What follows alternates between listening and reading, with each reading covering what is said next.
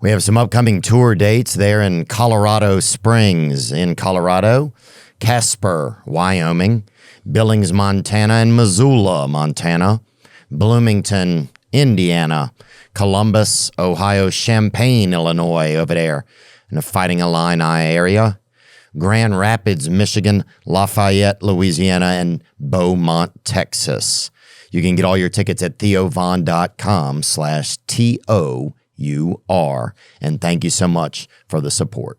Today's guest is a cat advocate, a performer, and a trainer. For almost 20 years, she's been touring with her performance crew of cats called the AcroCats, where they perform routines, tricks, and much more.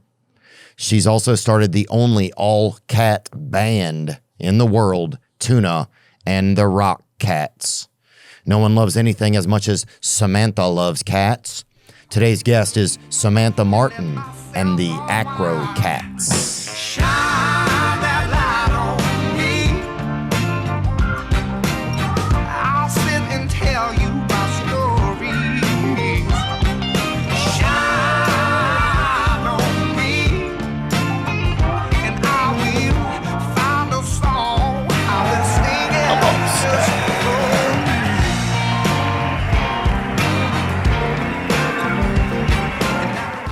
Yeah, so I want to learn all about AcroCats, and I want to learn all about the traveling cat universe and everything that there is to know about it, because it really is just fascinating to think about them cats and everything that they're doing and just how involved with it you are, you know. Just to start, I guess, what are some, like, what is a cat, I guess, basically? How would you even, what is like a, like, I mean, I know it's kind of an easy question, but what do you, some people probably aren't big pets, like connoisseurs or whatever. How do you put that into,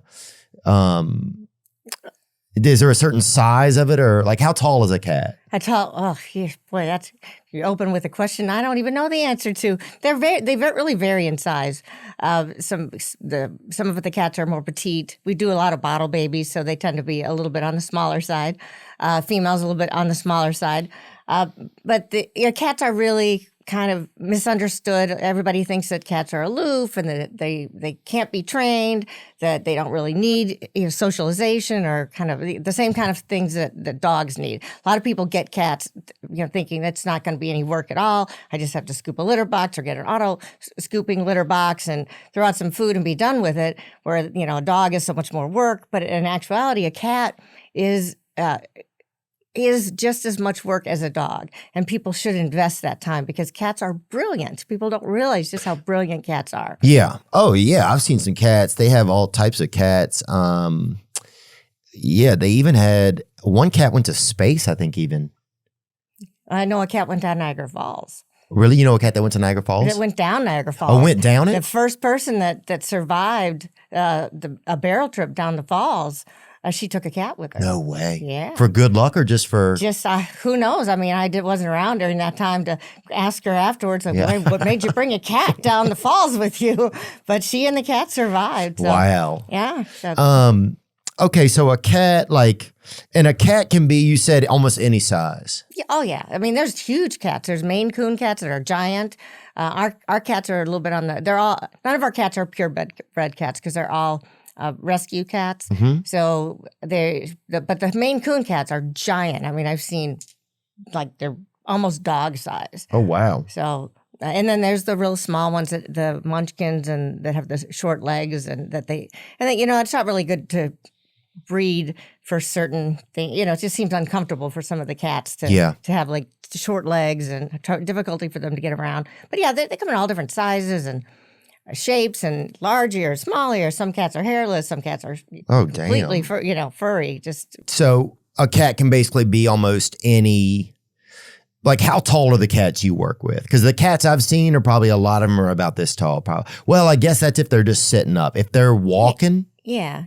Yeah, it's kind of, there's a typical cat size, but the Maine Coons are the ones that are the giants. Oh, Maine Coon is the Maine Coons are the giant ones. See people with the record Maine Coon and they're holding it and it takes 2 arms and it's still hanging over their arms. Yeah. So, It's like a play in the bass kind of. Yeah. And do you employ any Maine Coons? No, because we need small, agile cats to be AcroCats. Okay, so for AcroCats, we're talking a smaller cat. We're talking, what's the premier size kind of like for an AcroCat? Oh, the runts, the orphans, the runts, the strays, the ones with the especially the ones with the attitude, the troublemakers. Oh, really? Those make the best AcroCats. They do. Those little, like, because they got like short cat syndrome, so they already have like a little chip on their shoulder, so they've got attitude, and they're like, I'm don't mess with me. I'll show them. Yeah, I'm going to show you, and yeah. So those are the best AcroCats, and they're a little bit on the smaller side, so they can do a lot more. Okay, they can climb higher, they can jump further. They're more agile. So we tend to employ strictly rescue cats. Okay, no purebreds. Oh, really? So you guys, AcroCats is a lot of rescues then. Oh yes, they're all former orphans, rescues, and strays. Oh. Man, it's almost like the Bad News Bears in a way, huh? That movie. Have you seen it? I've seen it. It's been a long time. Yeah. So it kind of. Don't really remember the premise. Yeah, I think it was just some of them were kind of like, some of the kids were kind of like having a tough time, It was like those type of kids. So how did you get started with AcroCats, and what is AcroCats, first of all? The Amazing Acro-Cats, they're a troupe of former orphan rescues and strays that have come into my life over the years.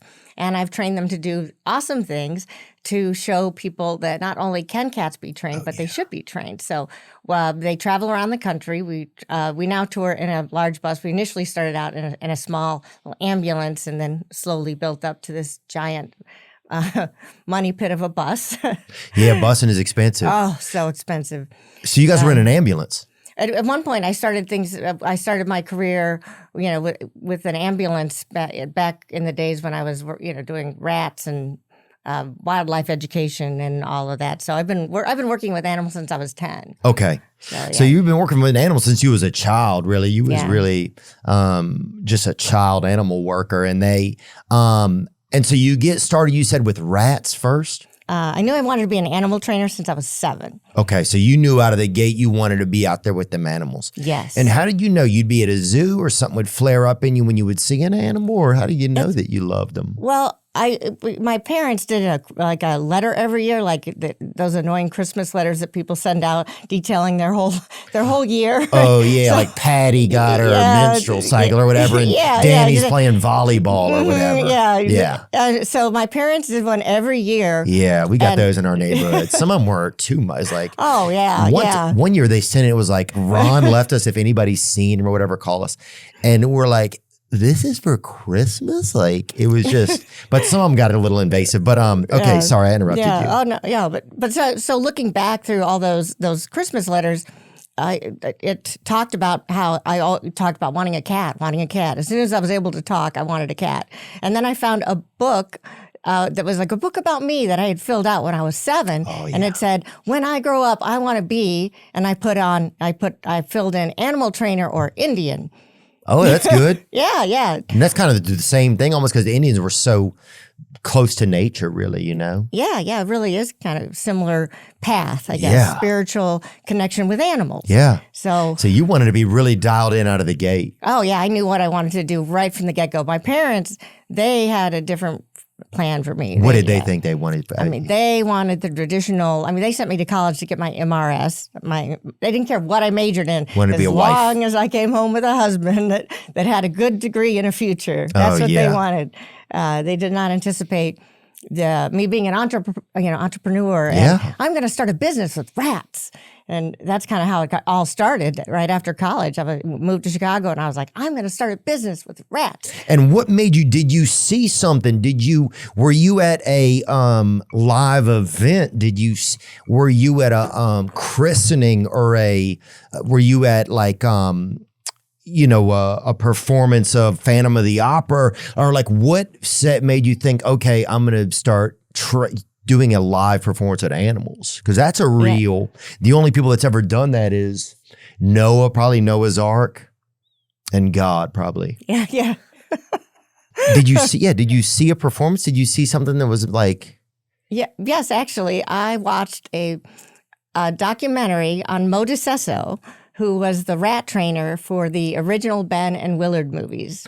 Okay, bring him up. Modus Esso, how do you spell it? Mo DeCesso. Mo DeCesso. Yeah, he was one of the original Hollywood animal trainers. He was my mentor. He was I saw this documentary that he did on the Discovery Channel back when they showed when they showed stuff like real things on Discovery Channel. And it was like behind the scenes training of the rats for this movie. And I was like, yes, this is what I want to do with my life. I want to train animals for film and television. And I ended up getting to meet him. Animal trainer Mo DeCesso, who trained such notable animal stars as Ben the Rat and Annie's dog Sandy, died July 2nd in Newhall, California. He was 83. He trained over 600 rats for the 2 rodent horror hits, winning a Patsy Award for directing Ben the Rat in Willard and another sequel for Ben. Wow, so he could really conduct a rat. Oh, he could train any animal. He was just amazing. I was so thrilled because I ended up getting stranded in California. I was working on a rat documentary, and part of it was filmed in Los Angeles in the summer, and I got stuck there because of a heat embargo, so I couldn't get my rats back to Chicago. So you're there, you're working on a rat documentary. Yes. Called? It was called Rat. Okay, Rat. Yeah. Mark Lewis. It was Mark Lewis kind of gave me my big break as far as working on documentaries and getting my first really big break and as far as training rats. So it was so serendipitous how everything happened, really. My whole the whole life story from, the rats to the cats. But I was working on the documentary for the other part of the documentary. We filmed the first part in New York, and then we finished it in Los Angeles. There's a heat, during the summer you cannot fly animals in cargo. So my rats and I were stuck in California. Oh. So I looked up Mo DeCesso, and I drove out to his ranch. No. Mm-hmm. And I introduced myself, and they welcomed me into their home. I stayed with them for about 3 weeks or so. I cleaned every inch of his place, his training room. I organized his training room. I just worked every day. They'd have to drag me in for meals. And then he worked with me every day with training. I learned so much from him. And when I left, he cried when I left. I was like the daughter that he'd always wanted. And in a way, he was like the father that I wished I'd had, because my parents, they liked animals, but they weren't like true animal lovers. Yeah, they didn't love them like you did. Yeah, I loved them right from the beginning. I was drawn to them. It was my life calling. So you leave out of there, the documentary gets finished, and now you're a rat trainer. Yeah, and I'm a rat trainer, and then I ended up being a chicken trainer after that, because Mark Lewis did a film called The Natural History of Chickens. He hired me again for that, to train the chickens, and I didn't know anything about chickens when I took that job. Oh, yeah, who could? Yeah, it was, back then the internet, there was some Yahoo groups, and so and he was a tough guy to work for too. If things did not go right, he would just yell at you like 2 inches from your face. He was intense. Oh, he was so intense. And I saw there were nights when I worked on the rat film that I cried every night. But it was, he was so good. He really knew what he wanted. What is he saying? Really. Like, damn it, get these rats to do it or whatever. Yeah, he was very hardcore. And very few people survived working for a Mark Lewis film. Yeah. But his film was won awards. So when he asked me back to do the chicken, I didn't get yelled at the entire shoot. Nobody could have a conversation with me during the chicken training portion, because I was learning about chickens. There were so many things that could go wrong with this chicken training thing. I'm sure. Even just the term chicken training sounds like it's not going to work out. Oh, yeah. I had to have a white silky hen go broody, which means they lay on eggs, right? So, and then once I found a chicken that actually laid eggs, because this broodiness has been bred out of them over the years, because most people want them for food or just egg. They want them to lay them every day. Yeah, they don't want them to lay on them. So I had all these white silky chickens, found one that laid eggs and sat on them. So then I had to take the eggs and replace them with golf balls, keep the eggs safe, then transport that chicken to somewhere in the South. I was somewhere out in the country with these working on these chickens. So I had to get them on a flight, get them to the location, and then put the eggs in an incubator. And on the exact day that he needed to shoot these chickens hatching, they had to hatch. So there were so many things that could have gone wrong. Yeah. So many things. Well, you're playing God at that point in a way. Yeah. It was so stressful. I had to train a rooster to crow on cue. And I had I was really, I was self-taught. This is pre-internet. This is before you could look up all the things and just find answers. I was. And what do you do? You don't, do you tickle them or whatever? What do you do to get a rooster to do it? Well, you would find you'd find out what would make them crow naturally. So they kind of trained me. So I'd have a rooster in the downstairs with a baby monitor. So I'd be upstairs, and anytime I heard that rooster crow, I'd go running downstairs, and then I'd wave an American flag. And click and treat and give because I knew about clicker training at that point. So I would click and treat and give the rooster, a reward for crowing. So I also knew that I needed to put it on a cue so that it couldn't we couldn't be waiting around for it to crow. I needed to signal for it to crow. So that's what the flag was for? The flag would be like, I'm waving the flag, it's still crowing, I'm waving the flag, I'm clicking and treating, and not really knowing what I'm doing, just hoping it's going to work. Create a pattern. Yes. And and people would be trying to talk to me, and I'd be like, what if I taught the chicken to follow a ribbon? And we could put that ribbon on the camera, and then the chicken would follow that camera everywhere because we need those camera, like right in the camera shots. Nobody could talk to me about anything because I was so hyper-focused on making these chickens perfect for this film. And it turned out beautifully. I couldn't believe how all my hard work paid off. Wow. So it's pretty remarkable. Yeah, it really, considering I didn't really know anything about chickens when I took the job. Yeah. Yeah, and it seems like an insane job to take and do. Oh, yeah, yes. And then to pull it off. Yes, and to pull it off and not get screamed at once that entire shoot. That was amazing. Wow, so you got the rooster crowing, you're working with the chickens. So how do you then turn it over into Acro-Rats you started with? Well, I started with the rats. The rats were first. So after I met Mo DeCesso, I had an idea that when I moved to Chicago, at this point, I've had rats since I was 16. So okay. I knew you've been a rat owner. You've had them, yeah. I knew how smart they were. I knew how just one of the most trainable, smart animals ever. And they're also misunderstood. So I've always been drawn to those kind of social rejects of the animal world. The rats. The underdogs. Snakes, the underdogs, exactly, the underdogs. So I started putting, I was like, I bet you I could put a little show together. I'm going to teach these rats to do tricks. And I'm going to, put a little show together that'll get some attention to these rats. Mm-hmm. And then maybe I'll get that big, break that I wanted. So I was working at a pet shop at the time. And where, in Chicago? Yeah, in Chicago. Okay. I was at Newtown Aquarium, and then the owner was a monster. Oh, really? But he was just the worst human ever. Why was he even in the game? Why was he even in the the money, the money, and in the pet money?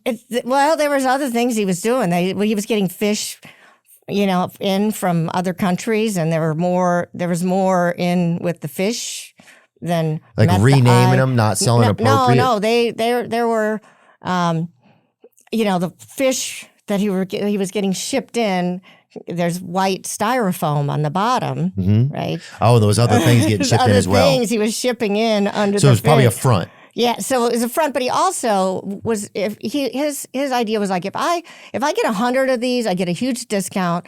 If I get 100 of these anoles, if I get 100 of these Burmese pythons, and if they all die and I sell just one, I'll still make a profit. Wow. And so he didn't care about the animals. So I came in, and I, of course, cared about the animals. I'm working overtime. I'm taking the animals home and separating all the snakes and feeding them so they don't eat each other.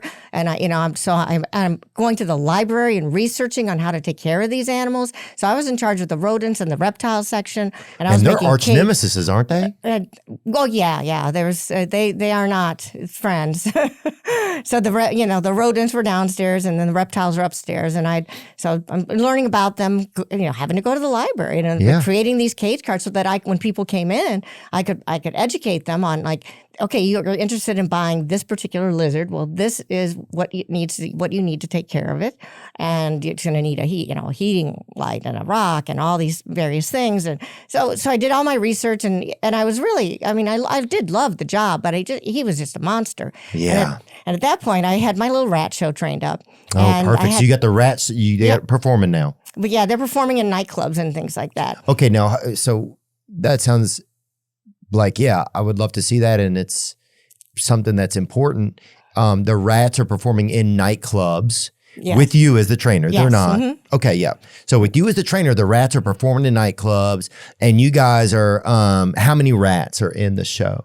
There's probably, maybe six or seven rats, and they climb up ladders, they jump through hoops, they'd even bowl. But the best trick was they would run, they'd drive up in an ambulance, and then they would go up a fire truck into a burning little kid's house with fake flames, of course, and there'd be a doll in the house. So the rats would go up the ladder, rescue the doll, come back down, and put it into the ambulance. No way. Yeah, so they were so much fun to teach and work with, and people were just amazed that these rats are doing these amazing tricks. So they're the Amazing Acro-Rats, and I had little business cards made up that said, "The Rat Company, trained acro-rats for all occasions, film, television, live shows." And I told everybody at work that someday somebody's going to walk in that door and they're going to need a rat for a movie, and I'm going to be ready for them, right? Wow. Right? So that was a lot of your ambition. So you'd seen Mo DeCesso have this, you'd seen that documentary, and then it had an effect on you, and then next, you end up out there, you end up getting to work with him. So now you're really feeling like you're on the right path. Yeah. Okay, so you have the rat show going in Chicago. Yeah, yes. And you're performing where? You're performing after hours in the pet shop? Yeah, no, I'm not in the pet store, but I'm like after hours in nightclubs. Okay. I was taking the rats, and they'd hire me to bring the rats in, or actually, I don't even know if I got really hired or so. Maybe it was just kind of a pass the hat kind of thing. Because, any opportunity I had to train these rats. Yeah. But how do you took. even approach that? Because in the beginning, if you say, hey, I'm going to come in later, I'm going to bring in a couple rats, I think people are going to be like, I don't know. Or people are like, how do you have that initial conversation with some of the performance venues and stuff? Well, it was Chicago. Chicago was very, kind of open-minded. They liked anything, interesting and different. Yeah. And I had my roommate had connections with certain nightclubs at that point. So she hooked me up with some of the nightclub people, and then word spread that there's Rat Lady. But who comes to the show? Is it just people that are at the nightclub that it's already staged performance at the nightclub, and it's like, now we're going to have the Acro-Rats? Yeah, now the Acro-Rats are going to perform. We're going to do a couple shows, and it was just fun. It was basically, I'm just trying to get attention to these rats, hoping that I'm going to get this break at some point so that I can get to the next level. Okay, and so how does that start to happen? Do you get a break? The big break came in when I was working at the pet store. Okay. Waiting with my little business card, the Rat Company. I named my company the Rat Company. Yeah. Yeah. Trained rats for all occasions, film, television, live shows, waiting for that moment, that big break. And these two guys walk into the pet store, and they're like, we need a rat. We need a couple rats for film. And I'm like, I got your rats. They can even answer a toy telephone. I'll do it for free just for the movie credit. So I got the job because my price was great. Mm-hmm. and because my boss was kind of a dream squasher. And with the movie industry, they don't give you a lot of notice. They call me on a Friday. They say, okay, your day's on Monday. That's showbiz, yeah. Yep. So I asked for the day off, and they said, nope, sorry. And so then I quit my job. I quit my full-time job for a one-day non-paying film shoot with rats. And it was my big break. It was. It was. I mean, everything happened after that. WGN showed up. Okay, so hold on. So you get the break, you go to the set, you do the shoot with the rats, and how did they pull it off? Oh, the rats did perfectly. I went out to I went out there the day before with the approximate location. With them and everything? I rehearsed them, so I kind of knew what what. So they and were do you patterned. pep talk them on the way in? Like, look, guys, this is it. Like, do you feel like you have that? You can create that ambiance with them that you guys are partners in crime. Yeah. We're just, wow. I mean, there's like, it's really hard like to. Like that Phil Jackson kind of with them, there's just like, it's like almost like a an electric field.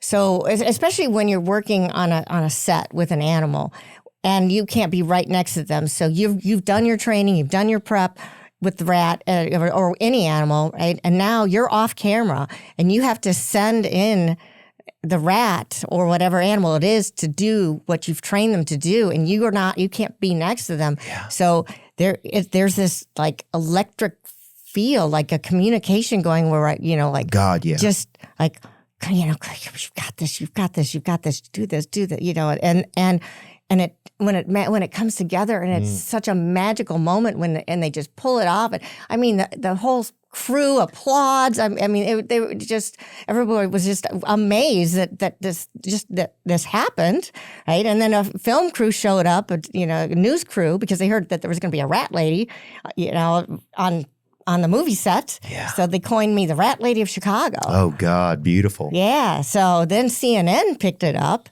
and broadcast this, all over the country. And next thing you know, I'm flying to Italy to be on this show, the Mino D'Amato show, on Christmas Eve with my trained rats. And it just snowballed from there. I mean, so you flew over there for Christmas Eve to be on an Italian television show. Yes. And how many rats do you have with you? I had about 6 rats with me. Oh. Yeah. And then do you remember any of the names? Do you remember any of the...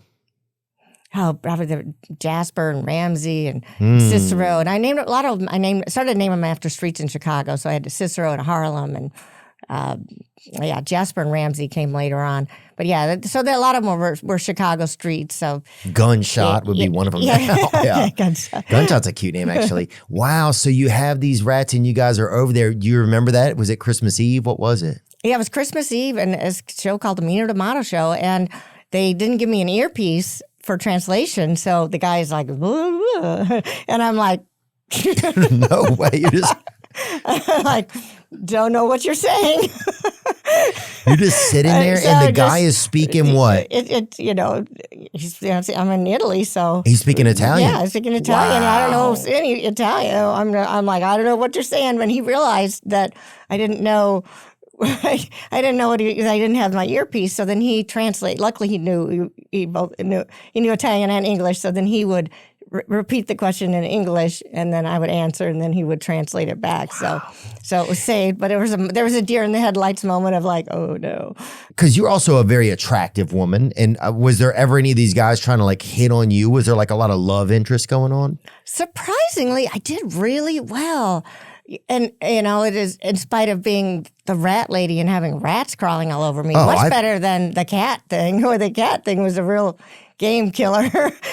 but as the rat lady, I mean, I did get, I did have a lot. I mean, I had stalkers. Oh, really? It was crazy. I had a guy show up in a limo outside my house. A rich stalker? Yeah. He was young. He was very young, and apparently he had money, and he'd been, just kind of an adoring fan and wanted to take me for a limo ride. And I'm like, well, I don't really know you. But you got to go, huh? I sat and had a drink with him in the limo. So I'm like, I got to let you drive off with me in this limo. But I'll sit down here with you for a bit. Because, I mean, after the whole, WGN, Chicago Very Own, Rat Lady, and then CNN, and then the flying out to Italy, then things just like snowballed. I was like on all the big talk shows, and Geraldo, and Pauly Shore, he had that series back then. Yeah. Oh, Pauly's World? Was it? Yeah, it was a 2-part episode where I trapped him, where I lock him in the room overnight with all the rats. Really? Yeah. Pauly, was Pauly flirting with you? He likes the ladies. If he was, I wasn't picking up on it because I really wasn't even familiar with him. I didn't even know who this guy was. I'm like, what's this weasel thing he keeps talking about? Yeah, because the weasel and the rats, that's really... Yeah, That's the same marsupials, I think. they're weasels, rodentia. I don't think weasels are rodents. They're weasels are more the ferret group, and rats and are rodents. So I don't think the weasels and the rats are really related, but they might be enemies. Per se. Yeah, I could see that. Mm-hmm. So things really start going. The rat game is good. You're out there, and what's the show? How long is the show with the rats? Oh, the show's like maybe 10, 12 15 minutes Oh or so. my I mean, you God. can't. So you're crushing it. And are people paying you good money to come and perform? No, not really. I mean, it was just.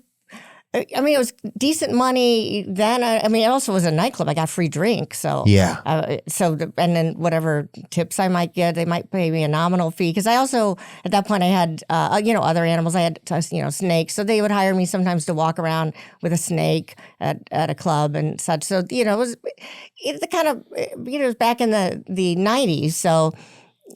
You got paid a nominal amount and then free drinks. So it was like fun, and you're getting to meet all these interesting people and kind of get paid a little bit to do it and have fun and just kind of build a name. Yeah. And get known. Like I was like the rat lady of Chicago. And it all stemmed from this whole idea that I had, and then the guys walking in that pet store. What are the chances of that happening? I'm there. I get the movie job. I quit my job without hesitation, and bam! It just snowballs into all of these things. Yeah. I mean, exciting. Look, if anybody knows the rat world, I know it and love it. I know it and love it. Yeah. I'm a rat, and I'm a rat at heart. I got the heart of a large rat, probably, and that's normal, I think. So. Yeah. If you're selling something online, it can be hectic. I remember when we first started our online store, we were piecemealing it. We were trying to figure it out all ourselves, and it was a nightmare. But things changed with Shopify. That's right. A lot of times success with selling online comes by having a successful sales platform helping you. That's where Shopify comes in. Nobody does selling better than Shopify, home of the #1 checkout on the planet, and the not-so-secret secret with Shop Pay that boosts conversions up to 50%, meaning way less carts going abandoned and way more sales going. Upgrade your business and get the same checkout that Allbirds, ALO, and Skims uses. Sign up for your $1 per month trial period at shopify.com/Theo, Theo, all lowercase. Just go to shopify.com/Theo to upgrade your selling today. Shopify.com/Theo. And how do you get into, because now, I mean, what you've been most known for now would be the AcroCats. Yeah, right. I'm known for the AcroCats. So, but how do you get to that? How do you get from rats to cats? I mean, one could say it'd be easy to see how you would get there.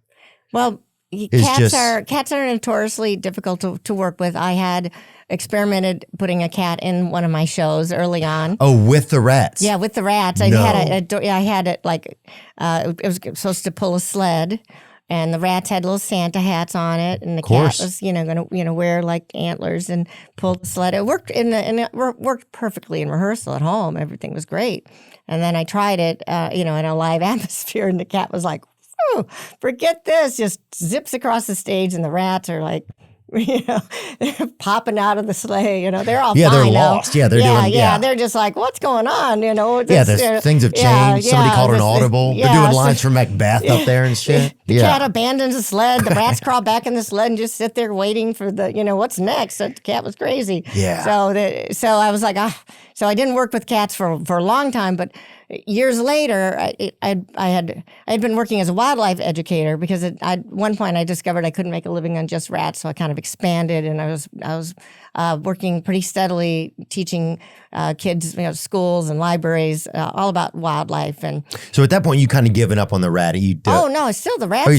Still doing the rats. I'm still getting all the rat work. I was getting any music videos, any horror movies, anything that came into town that needed a trained rat. Any rat work, I'm getting the rat work. You're the babe. I am the one to come to for the rats. Babe. God, that's so good. And then what about? So you're getting the rat work. You're also realizing but you start to realize that it's not enough income. Yeah, yes. Yeah. And where are the rats living? Do the rats living with you? Oh, always. All the animals always live with me all the time. Like it's never been a separation of me and the animals. So and would y'all sleep in separate rooms, or what's that like? I had a rat room at one point. I was a landlord's worst nightmare, really. Those rats were. I had the whole room full of them, just dedicated to the rats. And would they get out sometimes? They chewed a hole in the screen.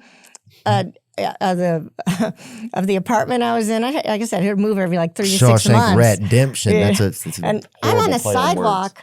And I'm looking up, at my second floor apartment, and I see rats on the ledge. And I was like, why are the rats out on the ledge?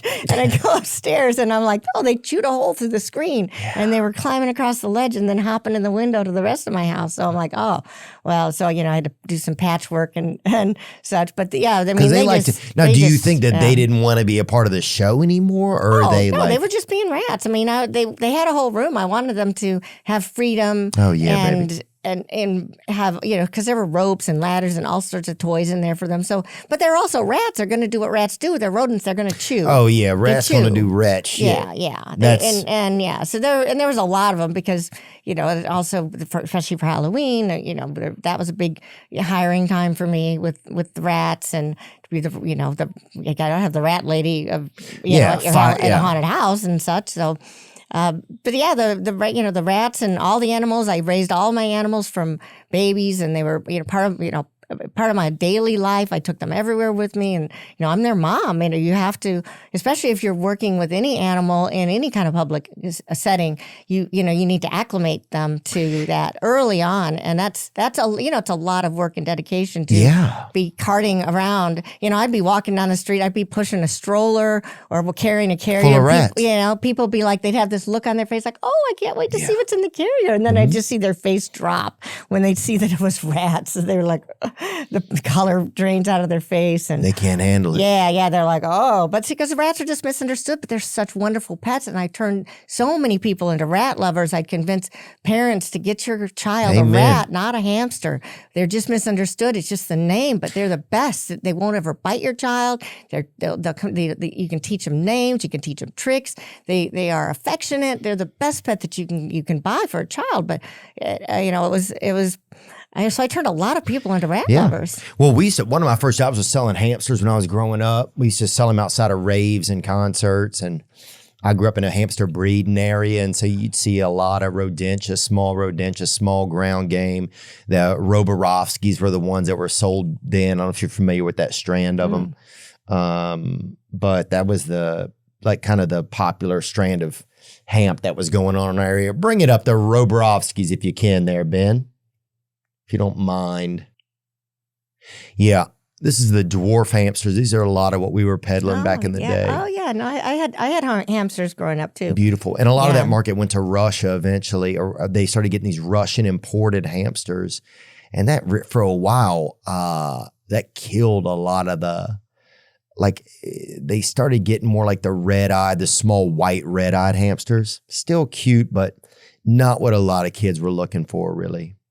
And that really, I think, a lot had to do with a lot of that Stephen King kind of when that kind of stuff took off. But so you really were like a mother to a lot of these rats. Oh yeah, I mean, I hand raised them all. And do you ever get any issues with the actual mother of the rats? Was there ever any moments where you had to be like, let them know that it was a shared territory, or that you were just there to help?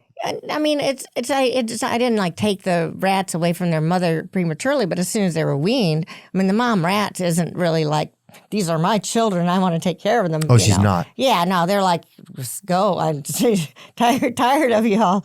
So, once they're weaned, then I would start to, I'd carry them around in my pocket or, on my shoulder, and they'd be in my hair, I carry them around everywhere. That's beautiful. So that they were, they were like, part of me, and they were very comfortable to be held and to be on me. They'd be on my shoulder. They'd go to someone else's shoulder, back to my shoulder. They're very personable. They've got such great personalities. They're just misunderstood. So you say that misunderstood. Yeah, and look, baby girl, I think it's beautiful.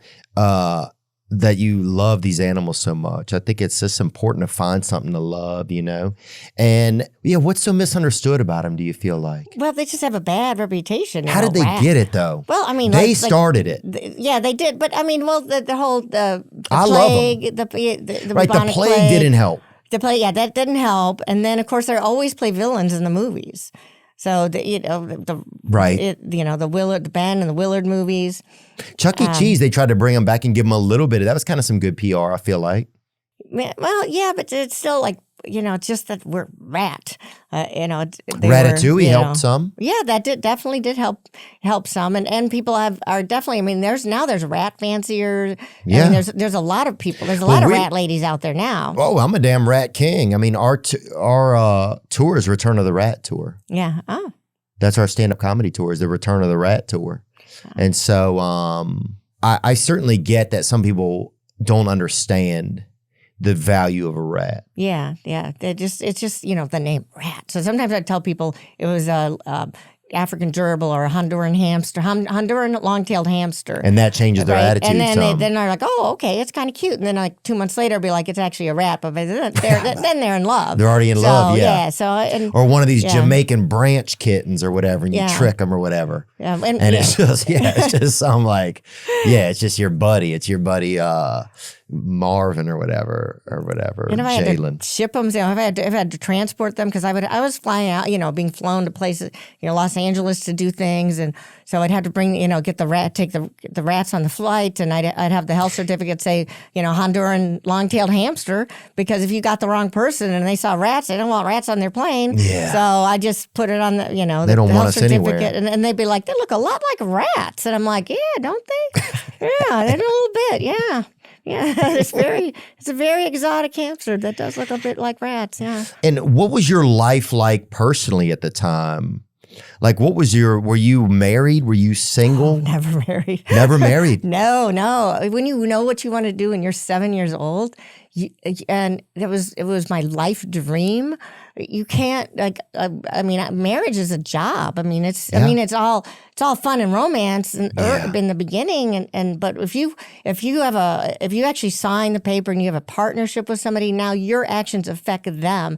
And I wanted to be able to hop on a flight and take a job anywhere, because I knew what I wanted to do at such a young age, and then my life decisions would be affecting another person if I got married. And that's too much. So, yeah, and I wanted my freedom. I wanted freedom to pursue my passion, my dream, what I wanted to do since I was 7. Yeah.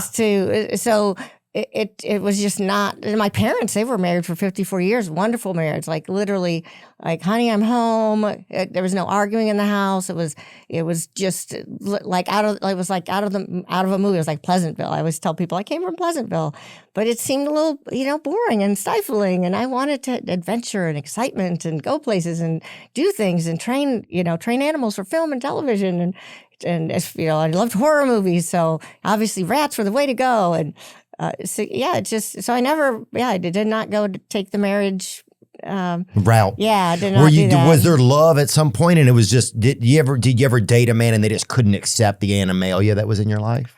I mean, I've had great romances. I've had boyfriends throughout the years and wonderful love affairs and really, relationships that, a lot of times I'd kind of have to break up with them in the spring because it was baby season. So when baby season came around and I'm bottle feeding, animals, it's really hard to maintain the romantic relationship. Yeah, it's hard to breastfeed a man if you're bottle feeding an animal. Just like I'm bottle feeding, and I'm like, sorry. I mean, I got to bottle feed these, animals like round the clock. But that's an excuse I think you hear a lot from women. They're like, oh, I have to wash my hair. I have to bottle feed these animals. I have to bottle feed these animals.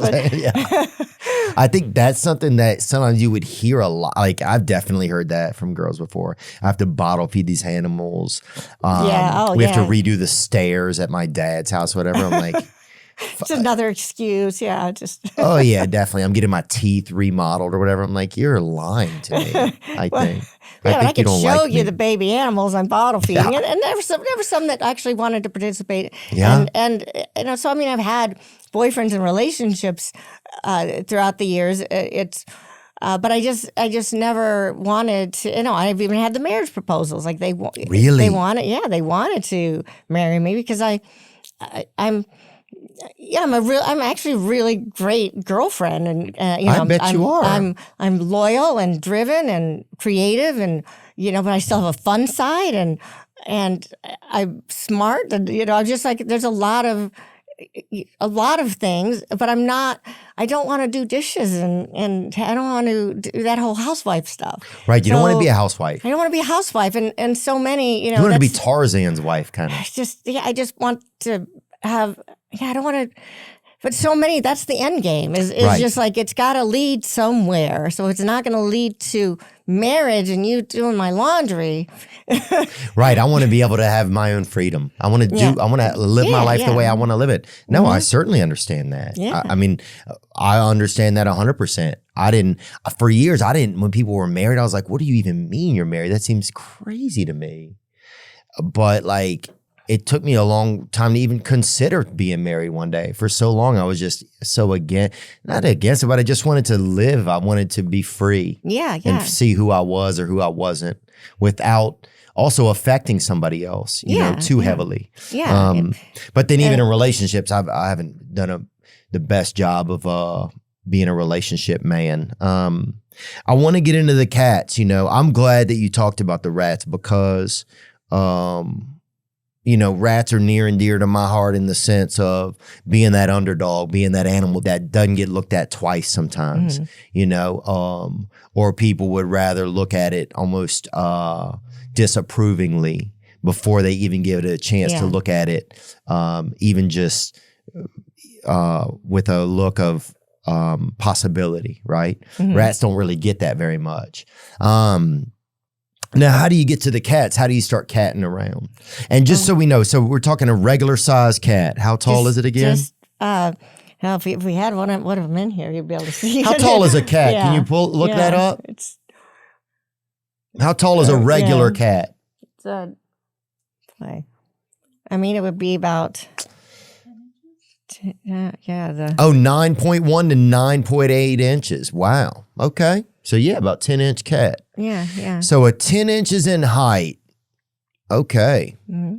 How do you get into cats? How do we get to AcroCats? How do we get to, because I'll tell you what happened for me was my ex-girlfriend loved cats and she had 2 cats and I've always been skeptical of cats, to be honest with you. I've been skeptical of a lot of stuff and cats was one of those things. And my stepdad would always even say stuff like he would call the cats names sometimes, like even in the neighborhood, or he'd call them like homosexuals or whatever. Just say, just stuff you say to cats or whatever. And so I was always like, oh man, I don't know if cats are okay or not. And then my ex-girlfriend had 2 cats. She loved them. And she has been to your show before. Oh. And she loved it. And so she was telling me about it one time and it just blew my mind. I was like, there's somebody just carting cats around and just the cats are doing shows and performing and putting on shows. And it just shook me to the core of my curiosity. Yeah. Where'd you see the show? I want to say she saw it in Portland, Oregon. Oh, okay. Yeah. We've not been able to make it back out. This was years ago. West. Yeah. We've, post-COVID, it's, we've been a lot of struggles getting things back, but we have not been able to get all the way back out to Oregon yet. But we always did love going to the West Coast. Yeah. Before everything fell apart. What fell apart? Oh, there was a series of things. Well, I got diagnosed with cancer. Oh, you did? I'm very sorry to hear that. And then, but I was cured. I went through treatment, was cured. Oh, I'm happy to hear that. So I took 1 year off to get my health back, and then the next year I was immediately back out on tour. Did a 9-month tour with the AcroCats. With the cats. Okay. And at the end of that tour, a driver that we had for 4 or 5 years scammed me and tried to basically steal the bus. So it just wiped us out financially. And just as we were trying to explore the options of trying to bring justice to what has happened, COVID hits. So, it was just bam, bam, bam. Man.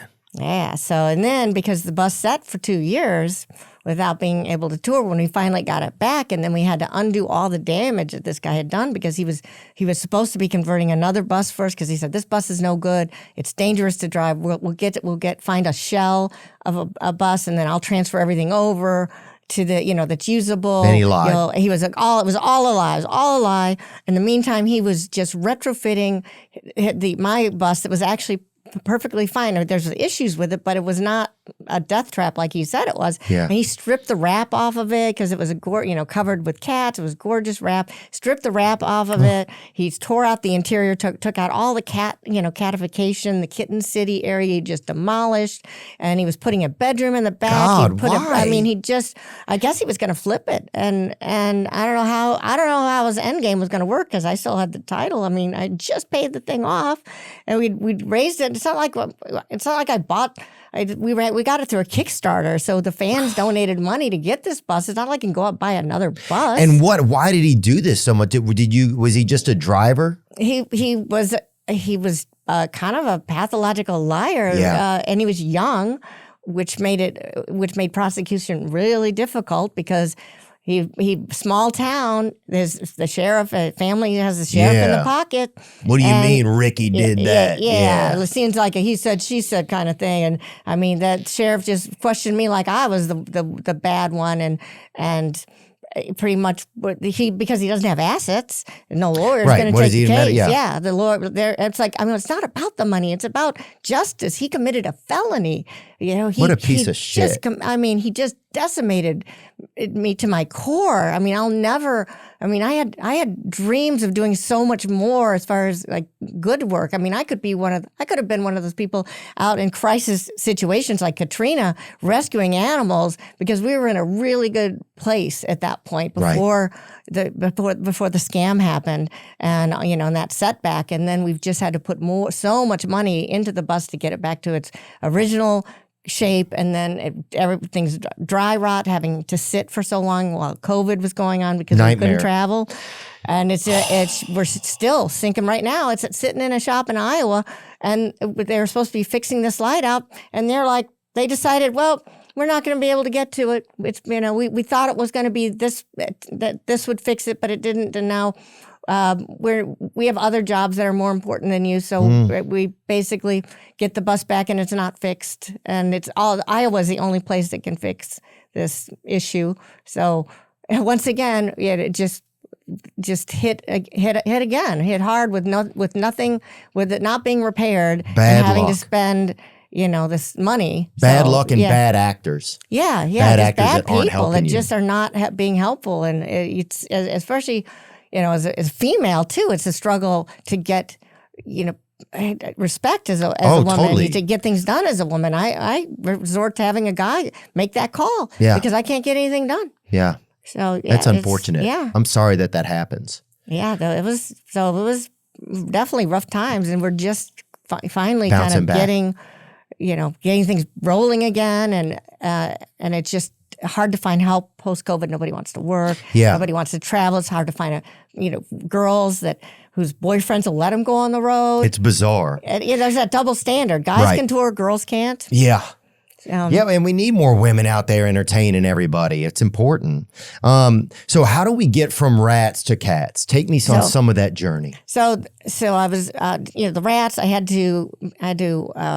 I realized I couldn't make a living on just rats, so I became the Rat Company and Friends, and then I ended up changing the name to Amazing Animals, and I was doing the wildlife shows. So I was doing those for many years. And was that a traveling show as well? No, it was kind of traveling. Like but we were going to schools and stuff like that. But it wasn't like the tour. Wasn't touring yet. Okay. So I fell in love with touring way later on, and that's kind of when the cats came into play. Okay. So I was doing the wildlife shows in libraries and schools, educating kids. Right. But my heart and soul was I still wanted to train animals for film and television.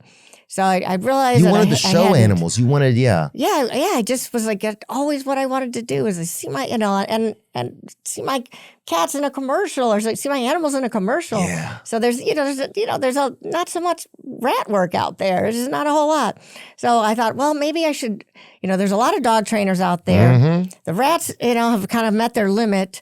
Let's revisit the cat. I know we had that one experience where I was like, there's got to be a way to work these cats. So you still want to do animals for film and television, and you decide you're going to give cats another shot. Yeah, let's give cats another shot because I've always loved cats, but I know they are difficult to work with. They're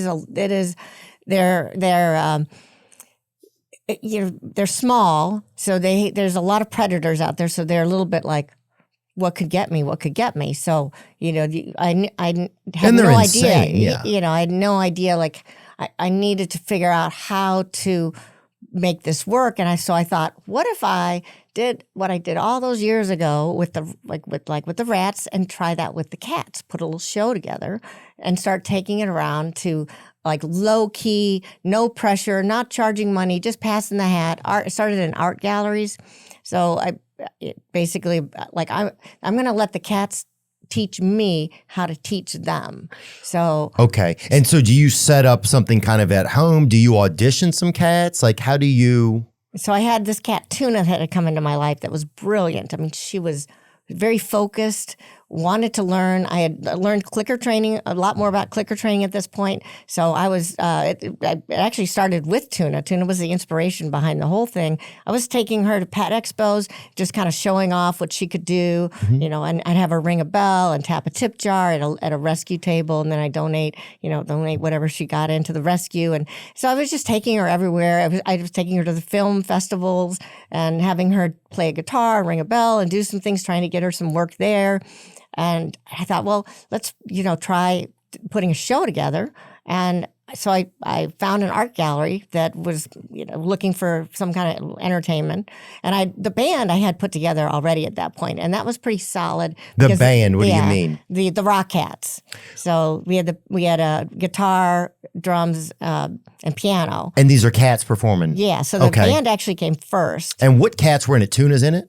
Tuna played the cowbell, but that came later. Okay. So she was the donation collector for the band. So okay. So she's really, she's out there earning the bucks. Yeah, she's the one, like, hey, better put some money in this tip jar kind of thing. Yeah. You got to have that. And the band had a curtain, so the AcroCats, they had their own table, they had their instruments, had their scent on it. So the cat band seemed to work. Now the rest of the act, I mean, I went to Home Depot, I got a couple ladders and big rope, and then I tied weights to the ladders to keep them from folding in, and I found some stools at IKEA. My initial setup was very crude, of just whatever could, it was a lot of like dog agility props, small dog agility props. So then I find an art gallery, I'd set everything up, and the cats, I mean, it was just, the cats would come out, they'd like look around and stretch, groom a little bit. And it was kind of an utter fail. I mean, there was a lot of fails, right? They wouldn't perform? Was it stage fright or was it anger? Do they hate? They didn't. This is new to them. This is new to me. Yeah, they don't even know that they're a show cat yet. So I'm like trying to figure out, okay, what do you need to make you comfortable? So I started bringing my own floor, like a roll-out floor. So I brought a floor that had their scent on it, and I realized that they're always doing this. Like, they don't like knowing what's behind, not what is behind them. They need to know what's behind them. So then I put up a backdrop behind them. So now they have a solid back wall behind them. They have a floor that they're familiar with the scent, and I've been working them at home. And now I'm bringing them into this new environment. Tuna's pretty solid. She'll do her trick. She'll ring her bell. She'll do the various things. The other cats, she's your go-to. She's the go-to. Now the other cats are a little bit, hesitant. They're a little slow, but they're doing it. But they're doing it at their own pace. So then I would just have to come up with funny things to say while we're waiting for the cats to maybe do something or maybe not do something. And so you had to be the performer at that point. Oh yeah, I mean I've consistently had to be the performer because these cats are mixing it up every show. I never know what's going to happen or not happen, and because I have Well, because they're damn cats. Well, well, also because I have a personal relationship with the cats. They're not just kenneled where they just come out during training and then they're back to the kennels. I mean, I watch television with these cats. I sleep with these cats. Like I take them on road trips. So cats would sometimes sleep in your bed. Oh yeah, of course. I mean, especially if it's a little cold. Pile on more cats. I mean, it's just unlimited cats. Yeah, exactly. They purr. They're so comforting. I mean, I love them. So they're my babies. I've raised some of them from 2 days old. I bottle feed. Saved hundreds of kittens with bottle feeding because that's like turned out to be one of my superpowers is to be able to save little babies. And so like little by little, the cats taught me what they needed to feel comfortable on stage. And they started to, the applause. There's something called like a secondary reinforcer. So there's a primary reinforcer, which is the food. Click equals treat. They hear the click, they get a treat. Right. So then the applause actually starts to, and laughter also becomes a secondary reinforcer. So they're like, oh, if we hear applause or laughter, that means we're doing good. We're going to get a treat. And so of course they'll take advantage of and do things just to get that laughter, which ends up kind of paying off in the show because people just find it hysterical as cat comes out. Sometimes they just leave the stage and sit out in the crowd the whole time. Come back, sit on us. It's like Kodak Black or something. Yeah, they decide what they want to do, when they want to do it, if they want to do it. And I just kind of follow helplessly along and come up with some witty banter to cover their slowness and their fail moments. And, it's kind of like my story as well and how each of these cats came into my life, their story, how they came in, how they came to be, what their special skills are, I see. So a lot of it is not as much, there's certainly some training of the actual cats. Yes. But there's also you training yourself just to understand that these are cats and I need to try and just make it as comfortable an environment for them to be here. And then I need to train myself how to react if they don't react. Yes. Or how to react to whatever they're doing. Yeah, and they're all interesting. So it's almost like improv. Oh, it is improv. It's total improv. Yeah. So and they come out. We have carriers that they're in, and when they come out of their carrier, the doors of their carriers are open. The carriers are a safe place for them.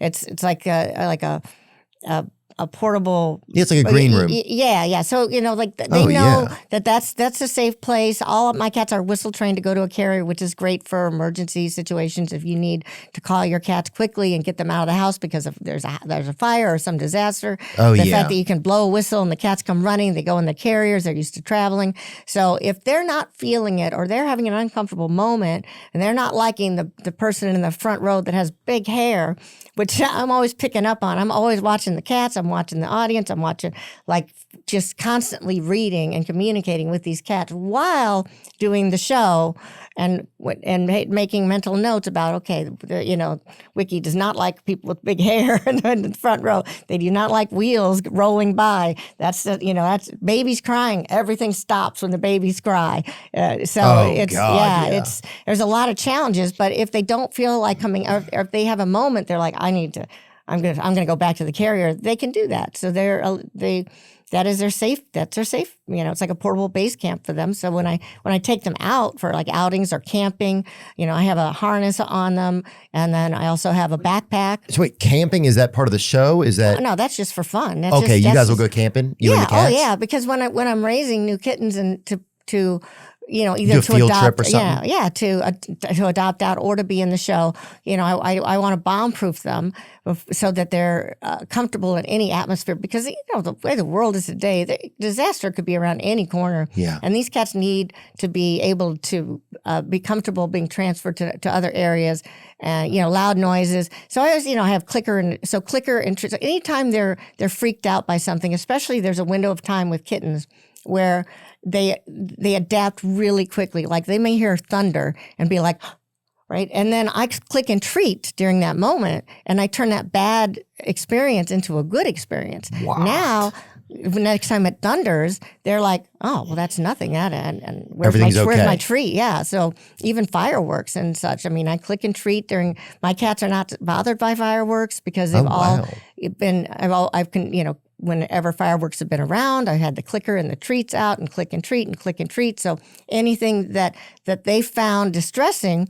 And I've learned more and more over the years since I've been doing this, because since I put it together in like 2005, and over the years I've gotten better at reading the cats, knowing what they need. I don't need the floor anymore for them. We still have the back. We still have a solid back wall, but they're just they've just gotten better. I mean, are cats trustworthy? That's what I worry. I mean, are cats trustworthy? Oh no! My goodness! I mean, we have the treats, and I knew it. I knew it. We have cups of treats, and various cats have their favorite treats. Some cats have allergies, so we have to have turkey for the cats that have allergies. We have to have the primo treats for cats like Asti, who's a seasoned pro, and is literally, we negotiate when it comes to her pole climb and jump to my back trick. Like, there's a negotiation that happens every time. She's like, "What do you got?" Oh, she's like the OBJ of cats, kind of. Yeah. There are some things in life that are okay to be a total crapshoot, like trying a new milk in your coffee, or hugging a stranger at a mall or in a parking lot. But finding the right doctor shouldn't be a total crapshoot. And with ZocDoc, it's not, because you've got more options than you know. ZocDoc is a free app and website where you can search and compare high-quality, in-network doctors, choose the right one for your needs, and click to instantly book an appointment.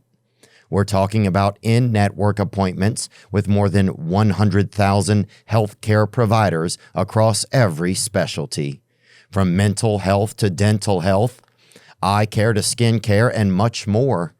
Plus, ZocDoc appointments happen fast, typically within just 24 to 72 hours of booking. You can even score same-day appointments. When I need a doctor, I'm going to have to give this a try. It sounds way easier. And you should too. So stop putting off those doctor's appointments and go to ZocDoc.com/Theo to find and instantly book a top-rated doctor today. That's ZocDoc.com/Theo. ZocDoc.com/Theo.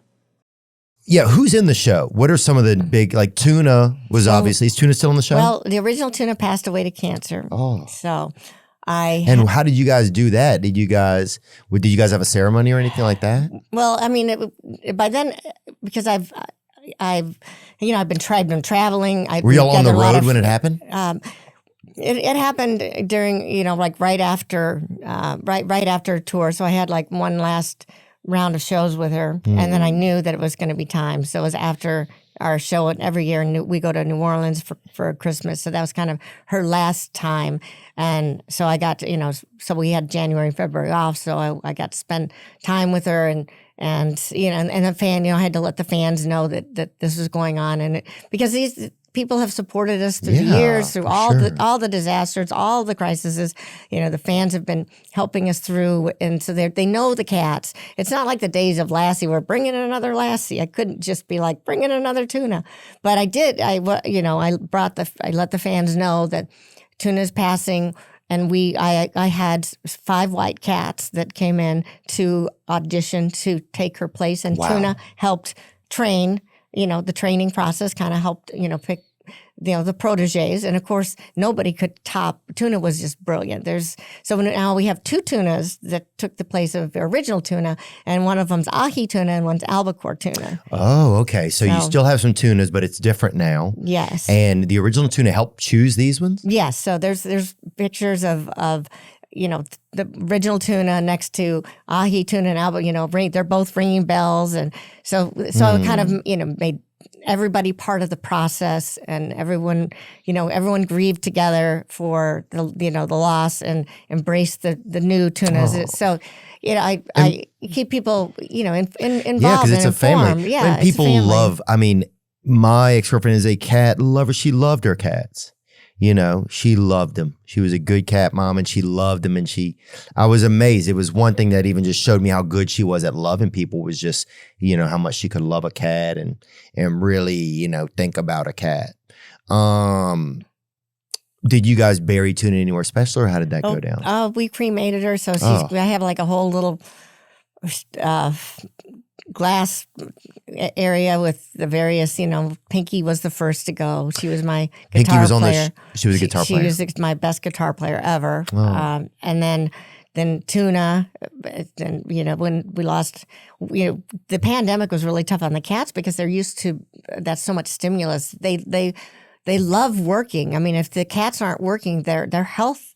You just like with people, if a person quits, no purpose, no purpose. If they lose their purpose in life, then they their health and mental health is affected. So, you know, we lost a couple cats during that COVID time, and I just lost 2 17-year-old cats that had been from the beginning. They were from the very beginning when I first started training cats. They were there with me. And then to lose them within 4 months of each other. And who were their names? And that was Oz and Nui. And Oz, is that Middle Eastern? As Oz. Well, I was watching Oz, that series Oz with the Oswald State Penitentiary. Oh, okay, so yeah. I was bottle feeding Itty and Oz, and it would take 1 episode per kitten per feeding. So I chewed through that entire series, and so that's how Oz got his name from from Oz. Yeah. And he had a little bit of every once in a while he would just go get crazy and beat up an orange cat for just out of nowhere, and I swear very it's because prison-like behavior. Almost. Yeah, I think it's because he was listening to all that violence in the background. I should have chosen some more friendly programming for him to listen to because he definitely had a temper, right? I was just like, Oz, you're the sweetest cat we have. What's going on? Like, why are you acting out like this? He's got a dark side. Yeah, he had a very dark side, but everybody loved Oz. I mean, he didn't do much. He was not the brightest one, but everybody loved him so much. We came up with tricks that he could do that were kind of fake tricks in the show. And, like he'd jump through a tissue paper hoop, but, it was only this far, and he'd basically tear open the tissue paper and walk through to the other side. And it was just so endearing. People loved that. Yeah. So, magical. Yeah. And God dang, I love seeing cats do something if it's good. Oh, yeah. I mean, Nui was number one in the end. Towards the end, she was brilliant. She could do a lot. She was one of my best film cats, too. But at the end, she was like, I'm going to do the one thing. Who's number one? Raise my paw. And then I'm going to play the piano, and that's it. That's all I'm going to do. And I was like, all right. A lot of seniors get like that. They got one, they do their last trick, or they'll, and then they'll just want to have a little bit of dessert and go to bed early or whatever. Oh, yeah. She was such a cranky cat. She just lay on my chest and growl and purr at the same time. I mean, that was so tough losing her because she was my baby. And Oz loved everybody, but Nui loved me. And so that it was really rough to, when you have to make that decision to let him go. And so now I have, the youngest cat right now is 2 years. But we're auditioning because we just had to retire 2 of our other seniors. Oh, wow. So we're auditioning new cats for the show. Okay. So we have 2 potentials. We actually brought 2 of them, two that we think are good AcroCat potential. Yeah. One's named Crush because she was the only survivor in a salvage lot in a car that was about to be crushed. Oh. So we got to her in the nick of time. Name. Yeah, it really is a great name, and she is just so. I mean, one training session, she's already hopping on the skateboard, like I'm ready to. She's ready to rock. Ready to do this, and can you tell cats that want to be in the show and cats that don't? Is that something? Well, it's hard to know. Females generally work better. Like all the females have had a better work ethic than the males. Mm-hmm. The males are a little bit more like, why don't we just hang out and watch TV and do I really like Alba Cortuna is he's like he plays the cowbell and he'll like hit it once and I'm like, come on, like how about 3? And he's like, 1, 2, 3. So I mean, they do understand. Well, a lot of people don't want to work anymore. I think it's a problem that we've had across the animal kingdom and the human kingdom. Oh yeah, is that a lot of the work ethic is disappearing. How How did the touring start? So I had just come back from a thing called a Festival of Cultures, where I was doing a wildlife program, but it was touring. So we were touring with 5 other groups: Polynesian Paradise, Africa, the European, where they did sword fighting. And are these all animal shows or just different variety shows? So it was an educational tour. So they basically were educating people about this culture. Got it. So and some of it was more fun, like Europe, they did sword fighting, and Native America was a little bit more educational. And then I represented wildlife of the world. So my little segment would be bringing out various animals and doing my little wildlife presentation to teach people these various animals from these parts of the world. And that's when I fell in love with touring. I mean, that's when I was traveling in an ambulance at that, initially.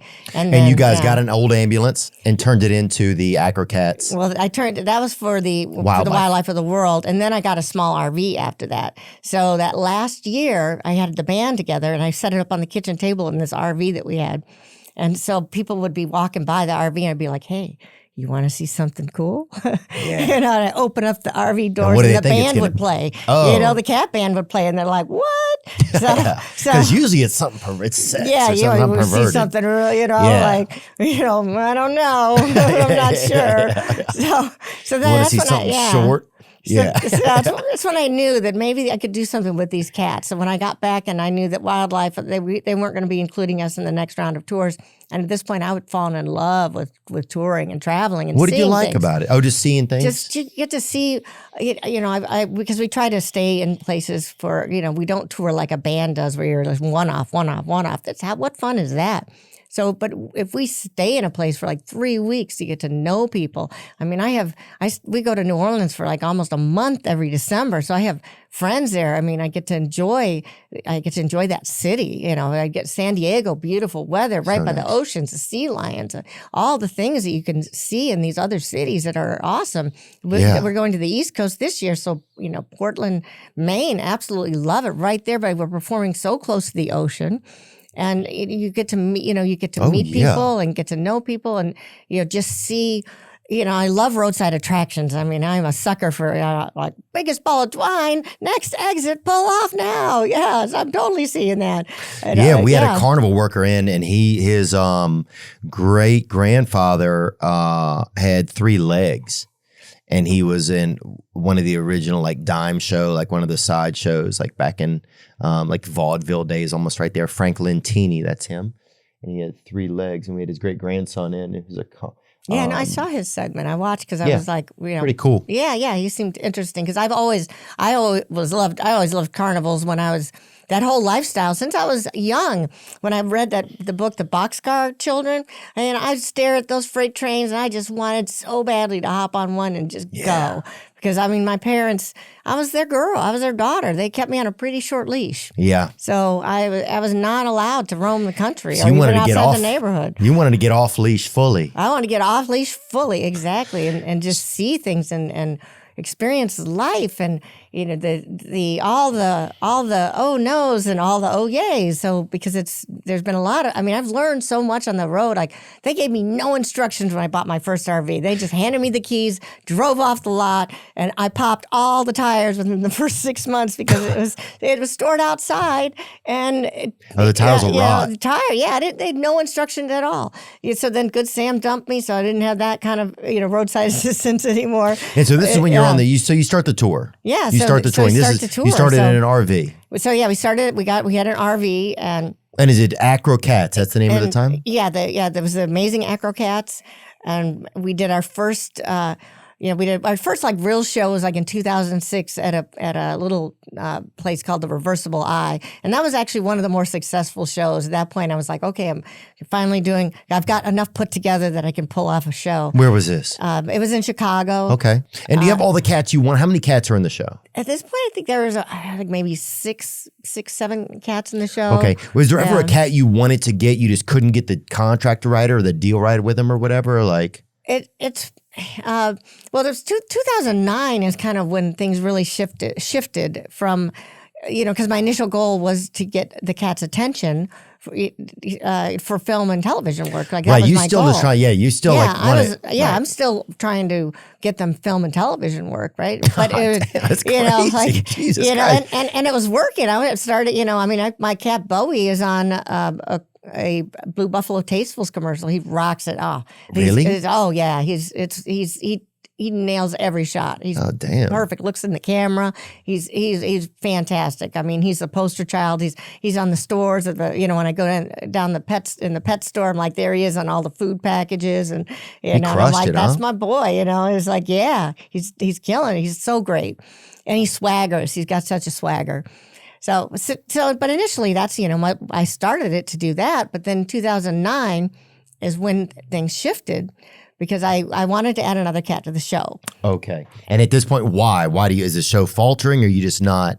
Well, a lot of the cats, they start out strong. They're doing 8 tricks. And the second, they're going, middle of the first year, between the year 1 and 2, they're like, yeah, so we're only going to do these 2 tricks. I just want to do these 2 tricks. Oh, they get an ego. So, yeah. So they renegotiate their contract. And I'm like, I'm only going to do these 2 tricks. I'm like, well, who's going to do these tricks? It's not my problem. And they don't care. They don't care. Not my problem. So then I'm like, well, I need to add another cat to the show. We need someone, and I'm like, well, I really want it to be a rescue cat, but I don't want to just pick one and be, what if it's not like the right one? And I can't just return it because, well, this one's dumb. I can't do that. So I thought, well, why don't I foster a litter? And then I'll train them all, pick the best one, and then find the rest of them home. Wow. So that was my plan. And then I found a rescue that were desperate for fosters, so they snatched me up immediately because there was a dire need for fosters, and they sent me into the trenches. I mean, I had no knowledge, I had no idea what I was getting into. So they send me to a shelter that's basically an intake facility, not open to the public. People dump off animals there. They send me to the kitten room, and they say, so whoever you don't pick from this room today is going to be euthanized. No. So 12 kittens in that room. And this is a Japanese game show? It was a. Yeah, I was just joking. Yeah, I don't know. But no, it could be a Japanese game show. Very much. It probably is a Japanese game show. Actually, with Squid Game out there and whatnot, I could see that. You walk into a room. I walk into a room like, whoever you don't pick, we're going to euthanize. I'm like, what? Oh. So I was like, I'll take them all, give them all. So you left out of there that day with how many cats? With 12 kittens. I take them home. They have respiratory. Sorry, I didn't mean to make that sound. They all have respiratory issues. I didn't know. Of course. All of my cats get sick, and I'm medicating 20 some cats, right?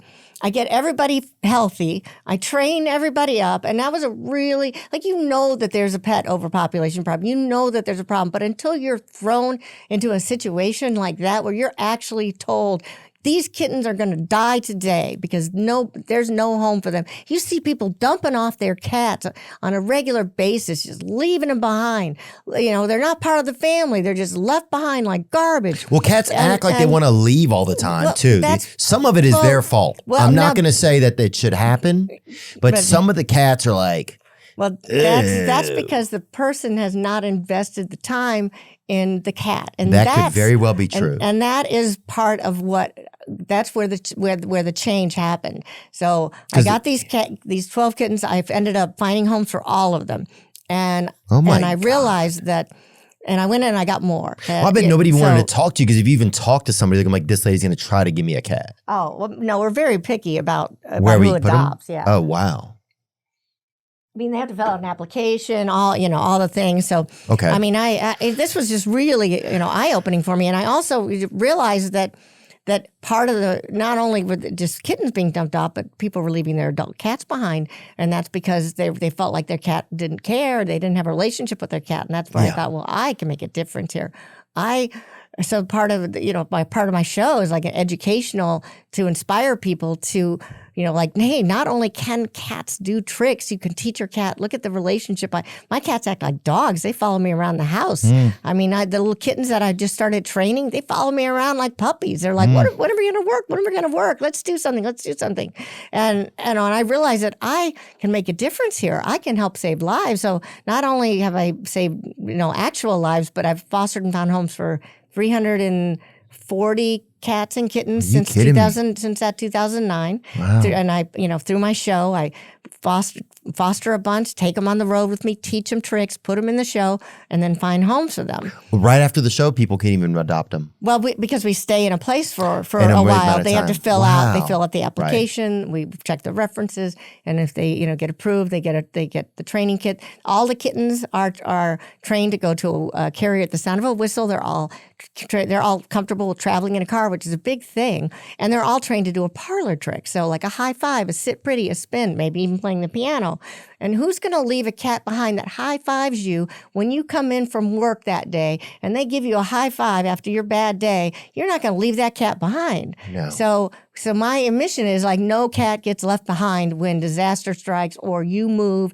That cat's part of your family, and because I've given the cat a good start by training them to do the basics, and they're all clicker trained. No cat left behind. It's like the Marines almost. Yeah, no cat it's like left Semper behind. Feline. Yes, Yeah. this cat is going to be a permanent part of your life. I've already pre-trained it. Already knows. Okay. Yeah, it already knows that. All you have to do is give him the cue, and he's going to sit pretty for you. And here's the whistle to call him for mealtime. So that's part of the. So part of the show also is that not only are the cats performing, but there's this underbelly. There's this positive underbelly of you shelling out cats to people and getting cats into homes. Yeah. Okay. Yes. Well, good homes. So Good homes. Good Yeah. homes. We don't just like hand them out on the corner. Yeah, because yeah. That's the thing about a cat. People are always like, "Dude, do you want a cat?" And you'd be like, "Just if you leave your door open, like a cat will come in." That was always the thing about cats. Like you don't like one of my friends was like, "Dude, I think I'm going to buy this cat." I'm like, "Dude, you don't buy a cat. You just be somewhere and just get a cat." Yeah, they choose you. They'll appear in your life. Like they will. Right. Like just, They're just they like let little, you know. Yeah, they're like little whispers from God or whatever. Yeah, kinda, I mean, we've had so many instances of, like on Milwaukee Avenue in Chicago, one day a bus pulls up, door opens, a cat comes out, a little kitten comes out, steps out of the bus and walks up to our front door. It just like, hey, I heard this is a place to go. Like, hey, I just got out of jail. I need to be here. So, and I'm like, what just happened here? This bus door just opened. This kitten came out and is sitting at my front door. I mean, I witnessed it happen. It's just. A lot of cats have that fast pass or whatever, I know. With the tour, what was one of the tougher times that you had? You ever have a time where just the show barely got off the ground or it just didn't? Something just happened? Well, I mean, there's been so many, especially with the bus. We had this Texas fiasco where we finally got back on the road and we had a fan clutch issue. The bus broke down. A couple of guys tried to fix it. They made it worse. We were stuck in a bar off in the middle of nowhere for like 3 days. We had to cancel our show in Dallas. And I've probably canceled maybe a half dozen shows in my lifetime. Like I am one of those, the show must go on. If there's a way to get there, I will get there and do the show. I mean, even when I was going through cancer treatment and had a broken foot, at the same time, I was still doing the show. The show must go on. People are excited about these cats. They're like, can't wait to see the cats again. Like we have repeat people that see the show every time we come to town. Oh, cat people are absolutely insane. They have their favorite cats. They have all my cats have their own merch. And so, people, I don't want to let down the people that are so excited about the cats and but we were grounded. We were not able to get to that destination. So we finally we end up getting towed to a proper repair place, and it doesn't get fixed in time. So we're having to rent U-Hauls and live in the theater during the show run. So and then we get to, and this was like March a couple years ago. in Texas, and when they had that freak snowstorm in Texas. So the show was canceled, then it wasn't. Then it was canceled, then it wasn't because of the snowstorm. So we're living in the venue, with everything set up, ready to go in case we can do the show. And then the bus that was supposed to be ready for Houston broke down 20 minutes out of the shop. So we did not, we didn't have the bus yet again. So we had to get another U-Haul, transfer all the cats and get a rental car, get all the cats to the next venue. And luckily the venues were amazing. So they let us move in and sleep in the venue. And we were sleeping on couches. We got some air mattresses. And when you go on tour, how many people are on the tour bus with you or in the RV? Well, there's myself, and then I usually have at least two assistants. And at one point, we had a driver that traveled with us, but post-COVID, drivers are really hard to come by. You just, there's a shortage of drivers, and they generally want an obscene amount of money, and they want a hotel room that's crazy expensive. Like, we can't afford that. I want to keep the ticket prices somewhat reasonable. I mean, we've had to raise the prices pretty, intensely as it is, but we always try to keep a level of seats that are affordable because, between the fuel and it's expensive. It's so expensive. And I've learned how to drive the bus since, because I'm like, I cannot be at the mercy of drivers anymore like Did you this. have to get a commercial driver's license or no? Well, because it's a private owned coach, so I own it, and I've just because I've been driving big vehicles. I started out with the ambulance, and then it was a 23-foot RV, then a 27-foot RV, then it was a 35-foot bus, and now it's a 45-foot bus. So I've just you're driving an actual tour bus. Yeah, I'm driving an actual tour bus. Wow. And full of cats. Full of cats. And assistants. Yeah. So, and then we hire someone to drive the longer, like if it's a long drive, because it's just tough on me to do. Yeah, it's a lot. To drive. So we'll hire someone to do the long drive, and then I'll drive like the short drives. Like when we go to the East Coast, I'll drive from Boston to Portland, and then we're going to stay in Portland for almost a month. Oh, good. And so we get to settle in a campground and go back and forth to the venue and be fun. And yeah, so I mean, I love that part of it where you get to see. I get to see people I haven't seen in a couple of years. Oh, yeah. Or we go, like some places we go every year. We go to Texas every year, New Orleans every year. Have you ever had issues with performers? Like, have you ever had an issue like a performer didn't make it to the show, or like what's that kind of like? Oh, I had the last time we were in Portland, my assistant that was supposed to fly in, her daughter got COVID, so she got COVID. And then the assistant that was with me, she got COVID. So I had to do the entire show myself. And even our merch person who usually ran the merch also got COVID. So luckily I had a mega fan, and the sound guy who had been helping us with the show forever. They chipped in, and, they helped me, I'd box the cats. They'd help, reset the stage, take the cats in. I would run in, I would have kind of half makeup on. I'd set the merch thing up, and I'd, start the selling of the merch, and I'd instruct whoever volunteer was there, okay, this is what you need to do. And then I would go back out and get dressed for the show, and then I'd run back out on stage, and I'd do the opening announcements, right? And then I'd sell the cat ears, because we walk around with a tray. Cat ears, get your cat ears, cat ears, get your cat ears.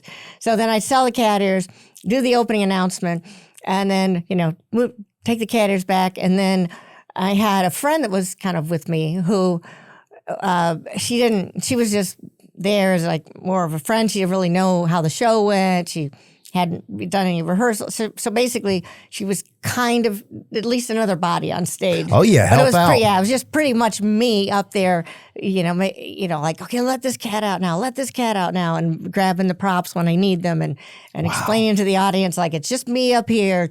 And I've never done this part before, so I'm looking at this long script. I'm going, I'm not going to say all that. I'm just going to wing it. So this is a situation. So I don't know what's going to happen, but we're just going to, enjoy the cats. And I learned. I mean, I learned a lot. Yeah. After that experience, I changed a lot of our, the way we sell merch. I was like, this is insane. So it's like, we're going to make part of this self-serve, and just only the important things do people have to dig for to give to the. So I learned where some of the where improvements need to be made. Yeah, sometimes it's certain things force you in a certain moment, and then that's where you learn the most, which is kind of wild. Yeah. And the show must, the show must go on. I am one of those, like literally, the show must go on. You don't just decide, I'm not feeling it today, or I've done I've had full on sick where I had to talk in a whisper.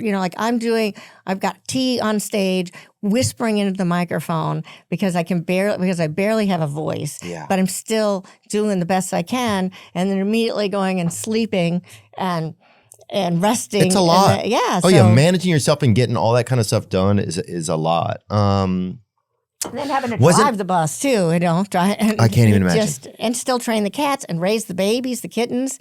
We have portable incubators, so there's a lot of times we have bottle babies with us. And have you ever gotten stopped by the police and they're like, "What's going on here?" Very, very rarely. I think that animals bring out the best in people for the most part. So we run into so many great people out on the road that have been so helpful and have come to our rescue. Well, has there ever been a cat that had it all, like a cat that kind of had it all, and then just for some reason things just kind of fell apart, like the Chris Brown of like cats, kind of?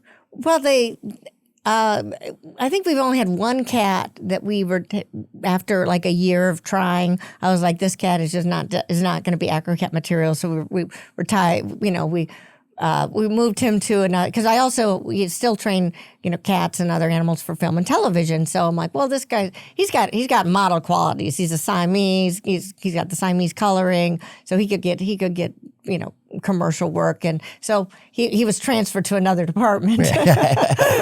That's fair then. But a lot of the cats, when they get to that, they decide like, okay, I'm not going to do this, or I'm not going to do that, or when they get older. And if they get joint pain, so then I scale back on the tricks that I have them do, because I certainly don't want them to experience pain. Of course not. Was there ever a trick that you tried to get cats to do and finally you decided to be like, we can't make this trick work? There's been some that I've tried, because there's some Russian cat circuses out there they're different kind of. They're sharp. My cats come out and stretch and groom, and it's like hiring family. They're not professional, but I've seen some pretty impressive things with these Russian cat circuses where they really high up in the air, or they do this army crawl and at one point I was like, I really want to teach this army crawl, but then I looked at it and I was like, how can that possibly be comfortable for the cat? It just doesn't seem like it's. I ended up attempting that trick because I looked at it and I thought, it doesn't seem right. It doesn't. How can that? It's not natural. It's not a natural skill at all. Like balancing on a ball, on a barrel, climbing a rope, jumping down to my back. Those are all cat agility type things. And they've got great balance. None of the props are super high up. Where Asti, the one that jumps to my back. That's an 8-foot high pole. Yeah. And she cheats. She crawls down 2-3 feet and then jumps to my back. I didn't even know until I saw a video clip that she's been cheating the whole time. Yeah. She's not even doing the true jump. Like Leah Thomas or whatever. Yeah. I'm like, have you seen these Russian cats jumping 20 feet up in the air down to a pillow? Well, Russia, look, it's the same as like when those Russian hamsters came in. It kind of changed the game of hamster sales in our area. I remember that. The Russians are very severe about the dictatorship over animals. Oh yeah, it's a different energy. Yeah. Has there ever been a time where like you come back at halftime and the cats are all like just bummed out, or they're smoking or whatever, or they're just like that's catnip? They get into the catnip. They get over to that merch table and roll around the catnip. I'm just like, oh no. Will they? It's like, oh, and they'll go into the audience, and if somebody's bought a catnip toy, they'll dig it right out of the purse. They'll just take it. Just take it. Oh yeah. And they'll drink their beer. Like Jax loves beer, so everybody like, hold on to your drinks. Do not give this cat beer. She loves beer. Don't let her drink the beer. Yeah, she might be a single mother too. Yeah, Who knows? Because the cats are always, they're opportunists. They're gonna do. They're gonna be like, I'm just gonna go. There's catnip out there. See ya. And I'm left like, what am I supposed to do here? Like because Albacore, just like he's supposed to be the star, he's supposed to have this moment where we do a solo in the middle of the show. Of course. And it's his highlight. And he's like, they got popcorn out there and PBR. I'm just going to go. And I'm like, what do you mean you're going to go? And he's like, yeah, I'm just going to go. And I'm like, yeah, but this is your moment. He's like, yeah, I'm just going to go. And I'm standing there. The music is starting. I don't have my solo cat. He's just gone to the bar to get a PBR and some popcorn. And I'm like, send out Dixie. So Dixie comes out and does all the tricks just because she had been doing them.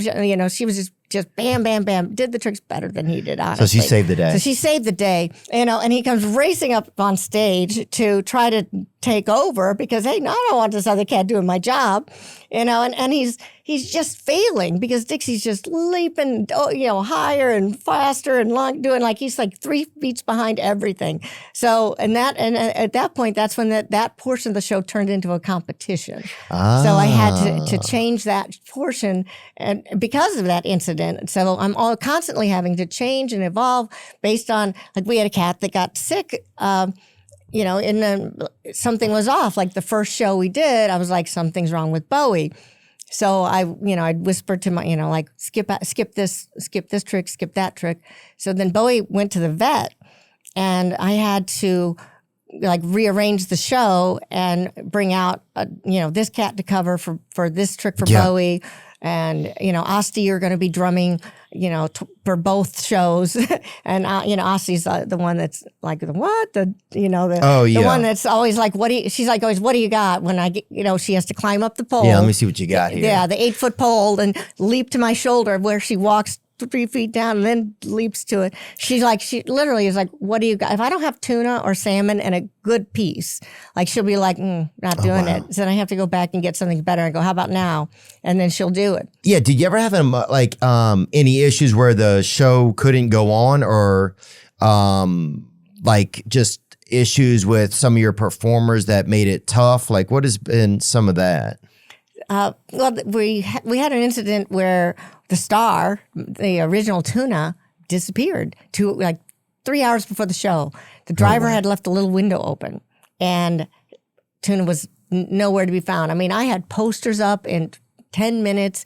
I mean, I'm walking up and down the street, calling, whistling, all the things, tuna's like nowhere to be found. Now it's 2 hours before showtime. Now it's an hour before showtime. I'm like, what am I going to do? She's the star of my show. Like, she's like, this is like tuna. You can't, she, like any of the other cats I can cover for, but I have to have tuna. Yeah. And then I noticed that there's this white cat right next door to the venue we're performing at, and he's behind this wrought iron fence, and I was like, tuna, and the cat just looks at me like, I don't know who you're talking. I don't know any tuna, and then I was like, and then I asked the guy, I go, is this your cat? He goes, no, and I'm like, tuna, and still like nothing, right? So then I went and I got the bell, and I put the bell right inside the fence and rang it, and which of course tuna couldn't resist. That was like, oh, that's my trick. It just can't help it. Like, there's one cat that if I hit a piano note, she comes running. So I hit that bell, and the cat that kept saying, no, I'm not tuna, came right over and rang the bell. And I was like, you've been here this whole time. You've seen me running up and down the street, panicking, and you're just sitting here acting like you're this guy's pet when we have a show in like an hour now, and you've just been watching me panic, and you've been here this whole time. And he's like, yeah, didn't care. Like, yeah, whatever. I'll do, Actors are so hard to deal with. Oh, yeah, the cat, that's most of what I've heard, Yeah. That's a lot of what I heard. Do the cats do like a halftime at the show or anything like that? Or is there like a little break? You guys all go back in the locker room or anything like that? Or it's just one full, the show is it's like an hour and a half show. Okay. And then we do a meet and greet. So, okay. So it's expanded over the years. Now we now have a 9-piece band. It started out as a 3-piece band, and then we added cowbell, and then we added chimes, and we added a chicken on cymbal and tambourine, and then we added a horn section. So now we have trumpet, saxophone, and clarinet. Oh, it's beautiful. So we have this 9-piece band. Of course, going. you gotta have. Yeah. Well, people are more demanding now too. People want to see it all. It's so much fun. I mean, I just love the whole band playing together. And, Oh, it's beautiful. And then we do the meet and greet, so people get to come up, and depending on the size of the venue, if it's up to 150 people can come up and do the meet and greet where they see the cats up close. They can take photos with the band, and also that way they can see that, because the cats could leave literally if they're not comfortable or they're freaked out. They could just go. I mean, it's a big theater. There's a curtain. And they they're could cats, go, dude. Yeah, they could go in their carrier. They could hide. They could go back to outer space also. Yeah, the fact that they're sitting there posing for a picture and just comfortable with the stampede of people coming up to get photos with them. That's a lot. Shows people also that this is a whole new level of cat. And if she can do it, and because my cats do fail, I mean, they come out and they groom and this. Yeah, have you ever had a cat's fight on stage? After the show, there's been some issues where there's some animosity that I have to keep certain cats separate for sure. Yeah. It's like strippers. But yeah, there's been some moments where I have to keep certain ones away. And have you ever had a cat jump into the crowd and go after somebody or anything? After it was after the show, so there was a little incident afterwards, and we got them separated. But it's that happens. Like if we see like the one cat. Like everybody knows who doesn't get along with somebody. So now we have spotters in the audience that it's like, most of the cats are allowed to go out and wander and do their thing. But if this cat leaves, it's because he's starting something. Yeah, he wants to start something. So make sure this cat comes back. But the others, they're free to wander, and like I said, it kind of keeps it fun because I never know what they're going to do. Yeah. I'm constantly having to shift things around and just make it work on the fly. Yeah. Are people allowed to bring cats to the show? We prefer that they don't. I mean, we've had somebody occasionally sneak one in, but they prefer, and sometimes the service dogs that have to be admitted, they have to be at least 4 rows back so that they don't upset the cats. Upset the show, yeah. Yeah. So, but yeah. That's fair. Yeah. Is there, after the show, you ever celebrate, give the cats a little bit of champagne or anything to kind of enjoy the evening kind of? Oh, I mean, well, the catnip parties for sure. They get their, catnip parties and they get the leftover snacks. So we cook fresh chicken, salmon, tuna, turkey, chicken liver. Like they eat better than we do. Like I'm eating Pringles out of a can. Yeah, that's like the name McCormick and Schmick's they're at or whatever. And they're dining on fresh sushi, like sushi grade tuna that's lightly seared on both sides, rare in the middle. That's how they like it, right? And I'm like eating Pringles, and I'm like, oh man, this smells so good. Yeah. It's baffling to me. Is there a lot of competition in the market? I've seen there's Meowga Death. I'm trying to think of some of or Scratchbox 20. I've seen there's some different cat bands that I've seen online. But is there a lot of competition in the market? I mean, you mentioned there's some Russian shows. Yeah, I'm really the only touring act that of this nature that's this, and full on. I mean, there's Gregory Popovich, who's based out of Vegas, and he does tour around I think once a year or so. He hits some various places, so he's kind of the only cat, the regularly touring show. And then there is some. And that's a cat Russian, show also. It's cats, dogs, birds, and some other things. So okay, so it's multi-animal. Yeah, multi animals. So he's pretty well known for his cats, and he started it in Branson, then got that Vegas job. So he's definitely well known for the cats. Mm-hmm. And then there's I think there's some Russian two women that do a cat act. I think maybe they have 5 cats or such, and they do a lot of the. They do some of the venues that I can't, because my cats are. They're going to want, if I'm in a hall where there's other things like booths, and people always want me to come to these expos and whatnot. I'm like, you guys have booths and serving food, it's and my too cats, hard. My cats are gonna be I'm just gonna. There's hot dogs over there. I'm just gonna go get a hot dog, and why would I don't see ya? So, but there's, but there's definitely a couple. Their cats are a lot more precise, because the relationship. They have more of a professional That Bella relationship. Caroli type of energy. Yeah, it's just, they go to their carrier, they come out, they work, they go to their carrier. They're not hanging out and watching television at night with the animals. Right. It's almost like being like Russian almost. Yeah, very Russian people. Yeah. In Russia, some of the children even have dolls that are made out of stone, and you would see kids with like a 3 or 4 pound doll. Like, that's crazy. But it also it's like it teaches you that there's a weight of taking care of someone.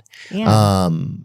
So it's just, I had to make a choice at one point. Either I can have a slick show or I can enjoy being with the animals. Right. And I'm happy with the choice that I made, because people seem to really love the fact that those cats sometimes do it and sometimes don't. And it actually I love it. is more encouraging, because we sell training kits after the show so people can train their cats. Oh, people can do it at home. Yes, so they're inspired to go home and train their own cats. And, I love that. And it has made it's God, made that's such so a difference, important, honey. Yeah, that I'll get letters from people and videos, or look what I trained my cat to do, and seeing your show changed my life, and this relationship that I have with this cat has completely changed, and the behavioral problems have stopped because I started paying attention and training my cat. So there's so many benefits. There's health benefits. Because a lot of people just think cats are fucking crazy. Yeah, no, they have all this energy, and if you're keeping them inside because you need to, because it's dangerous out there, that you need to give them something to do with their brain and their body. Because some people say they're even from outer space. Do you ever feel anything like that? No, I think that they're just very independent, intelligent. Smarter than dogs in a way, because dogs are just like, oh, I'll do whatever. Where cats are grudge holders and very stubborn, and you really have to work within the cats. You have to make it fun for the cat, for sure. You have to find out what the cat likes to do. I spend a lot of time just hanging out with the cats, watching them, especially like the group of kittens we have. They're all running around. I'm seeing who's climbing, who's perching, who's using their paw. Like what is this cat? What can this cat do? What should I focus on? So just by hanging out with the cats and watching what they do, that's how I'm inspired to come up with a trick to coordinate what they can do. Wow. If you had to pick like a Mount Rushmore of like your best performing cats, and you had to put 4 of them on it, obviously Tuna, the original Tuna, is on there. Who else is on there? Asti is very solid, but slow. Slowly, just hysterically solid, slow. Bowie is pretty good. Albacore Tuna is solid, but it's kind of riding the coattails of like the original Tuna. Like he doesn't really feel like he has to prove himself. He's like, I'll do the minimum, and where original Tuna had a really great work ethic. That's what's nice. Yeah. Having that is very nice. And then I have Newt is my youngest, and she is just crazy. I was quarantined I had COVID for the first time ever. I was in New Orleans, so it was just her and I. And I had this time, so I actually was able to do shaping. Yeah. So a lot of times because I'm training fast. And shaping is what? Shaping is when you just sit with clicker and treats and you wait for the cat to do something. And then the cat has to figure out what it is you want to do without any clue from you. So you let them learn it. I let them learn it. Teach themselves. Yeah. That's really the best way. Yeah. So then they're like, oh, I heard their click. So, okay, what, like you just see the light come on in their eyes once they, that light bulb moment where they get it. They're like, oh, I think I get it. I thought, because at first they're just like, what is it that you want? Like, I just don't get it. And then they hear the click and they're like, okay, something to do with the paw. Right. Something to do with this paw. Something to do with this keyboard. Oh, I think it's the keyboard. Like, oh, okay. And you just sit and you just wait. Then they're playing damn Stairway to Heaven. And then, you're and just eating lamb. Yeah. And then when you see that light come on and they get it. So they learn to learn, and then they get creative too, and they'll come up with their own tricks, or you'll start training them to do one thing, and they'll be like, no, I want to do this instead. And I love that about them, the creativity that cats have, the fact and the fact that they're negotiators too. Because once I'm on stage, I'm like in front of an audience, I can't I can't like reset and be like, okay, we're going to redo this here, and I'm not going to move on with the show until you get this right. I have to just go with the flow, and they know that I'm a little stuck, so they'll be like, I'm not going to do this, but I'll do this instead. Oh, I see. And I'm like, okay, I'll see how that's only the most cat thing I've heard all day. Mm-hmm. Yeah, I'll do this instead. Yeah, I'll do this instead. Yeah, but I do this instead. We had a corner on. He said that cats would eat people if they passed away. Have you ever heard that? Oh, I totally believe it. I mean, they said, this guy said a cat could even eat your face within like 30-something hours or something if they wanted to. Oh, yeah. I mean, I respect that about cats. A dog will die right along beside you. A cat's going to be like, is she taking her last breath? Maybe I'll start early, But I respect that. I respect that cats are grudge holders too. Like you do something that they don't like, like they like write it in their little book and like, I'm going to remember this, that you just did this. And so, and I really do respect that about cats because they are not as forgiving, which is why, you have to really, make it, it can never be forced. It's got to be fun, for the cat. And if the cat's right, if they're going to perform, they really they mean it. Yeah. Because you're not going to get anything for free out of a cat. Yeah, exactly. And but if it's a high, reward, like if it's a salmon, I mean, it's like, okay, I'm going to drum a little bit more for the salmon than I will for the chicken. With the youngsters, the kittens are like, chicken, that's great. We'll do everything. They don't know. Yeah, they don't know. But the seasoned ones, they're like, yeah, let's see what you got here. That salmon looks a little dry. You got anything better? Wow. So, and I've had that same cat go up that pole 4 times in a show. And just wait up there, and I have to stop the show because I'm at this part of the show, and then Osty's back up on that pole because she left instead of going back to her carrier, went back up the pole because she liked the particular cooking that day. The cooking was good that day, so she's like, "I want more." So now the show's changed a little. We're gonna do maybe some different things that we might not have done. Yeah, so now I got to go back over there, assume the position where I'm like leaning over. She does the jump to my back. And then sometimes leaves again. Yeah. And then ends up back on that pole. And people are like pointing. And I'm like, oh, again. So a lot of it's just watching you work with cats. It's like just the reality is that it's almost impossible, but we're going to do our best. Yeah. I'm just standing there like with my arm flung out at this cat grooming. Especially because, I had probably one of the worst experiences I ever did early on in my career. I got a week-long gig in Branson, and because Popovich abandoned Branson for the gig in Vegas, so they had no cat act, and they had billboards. People were traveling miles to see his cats, and so they hired this guy to put together another act to take the place of this. So he hired a dog act, a bird act, and then a cat act, and he had a couple Russian people coming in with cats, but he had 1 week where they weren't available, so he brought me in on the advice of somebody who had never seen my show. Wow. And people are expecting this, these amazing. And this is a big opportunity because you're coming into Branson. Yeah, full theater. I mean, Tuna ran off stage the very first rehearsal. No. It was just, the guy who was like, listen, your act is just, you're supposed to be the headliner, but you can't be, so I'm going to have to bury you in the middle. And then in the meantime, the dog people hated us because we weren't organized. The bird people hated us because the cats wanted to eat the birds. Yeah. So, and I'm just mortified because the cats aren't doing anything, and the cats are super sensitive, so they're feeling the hate from the audience, right? Because people are expecting awesome cats, and they're getting Samantha's not so amazing Acro-Cats. And, I just wanted to slither out of town in the middle of the night, not even collect my fee and go back home. Did you have to end the show early? Well, no, I fulfilled my week. And during that time period, the guy that hired me, he gave me all sorts of tips and got me organized and showed me how to play off.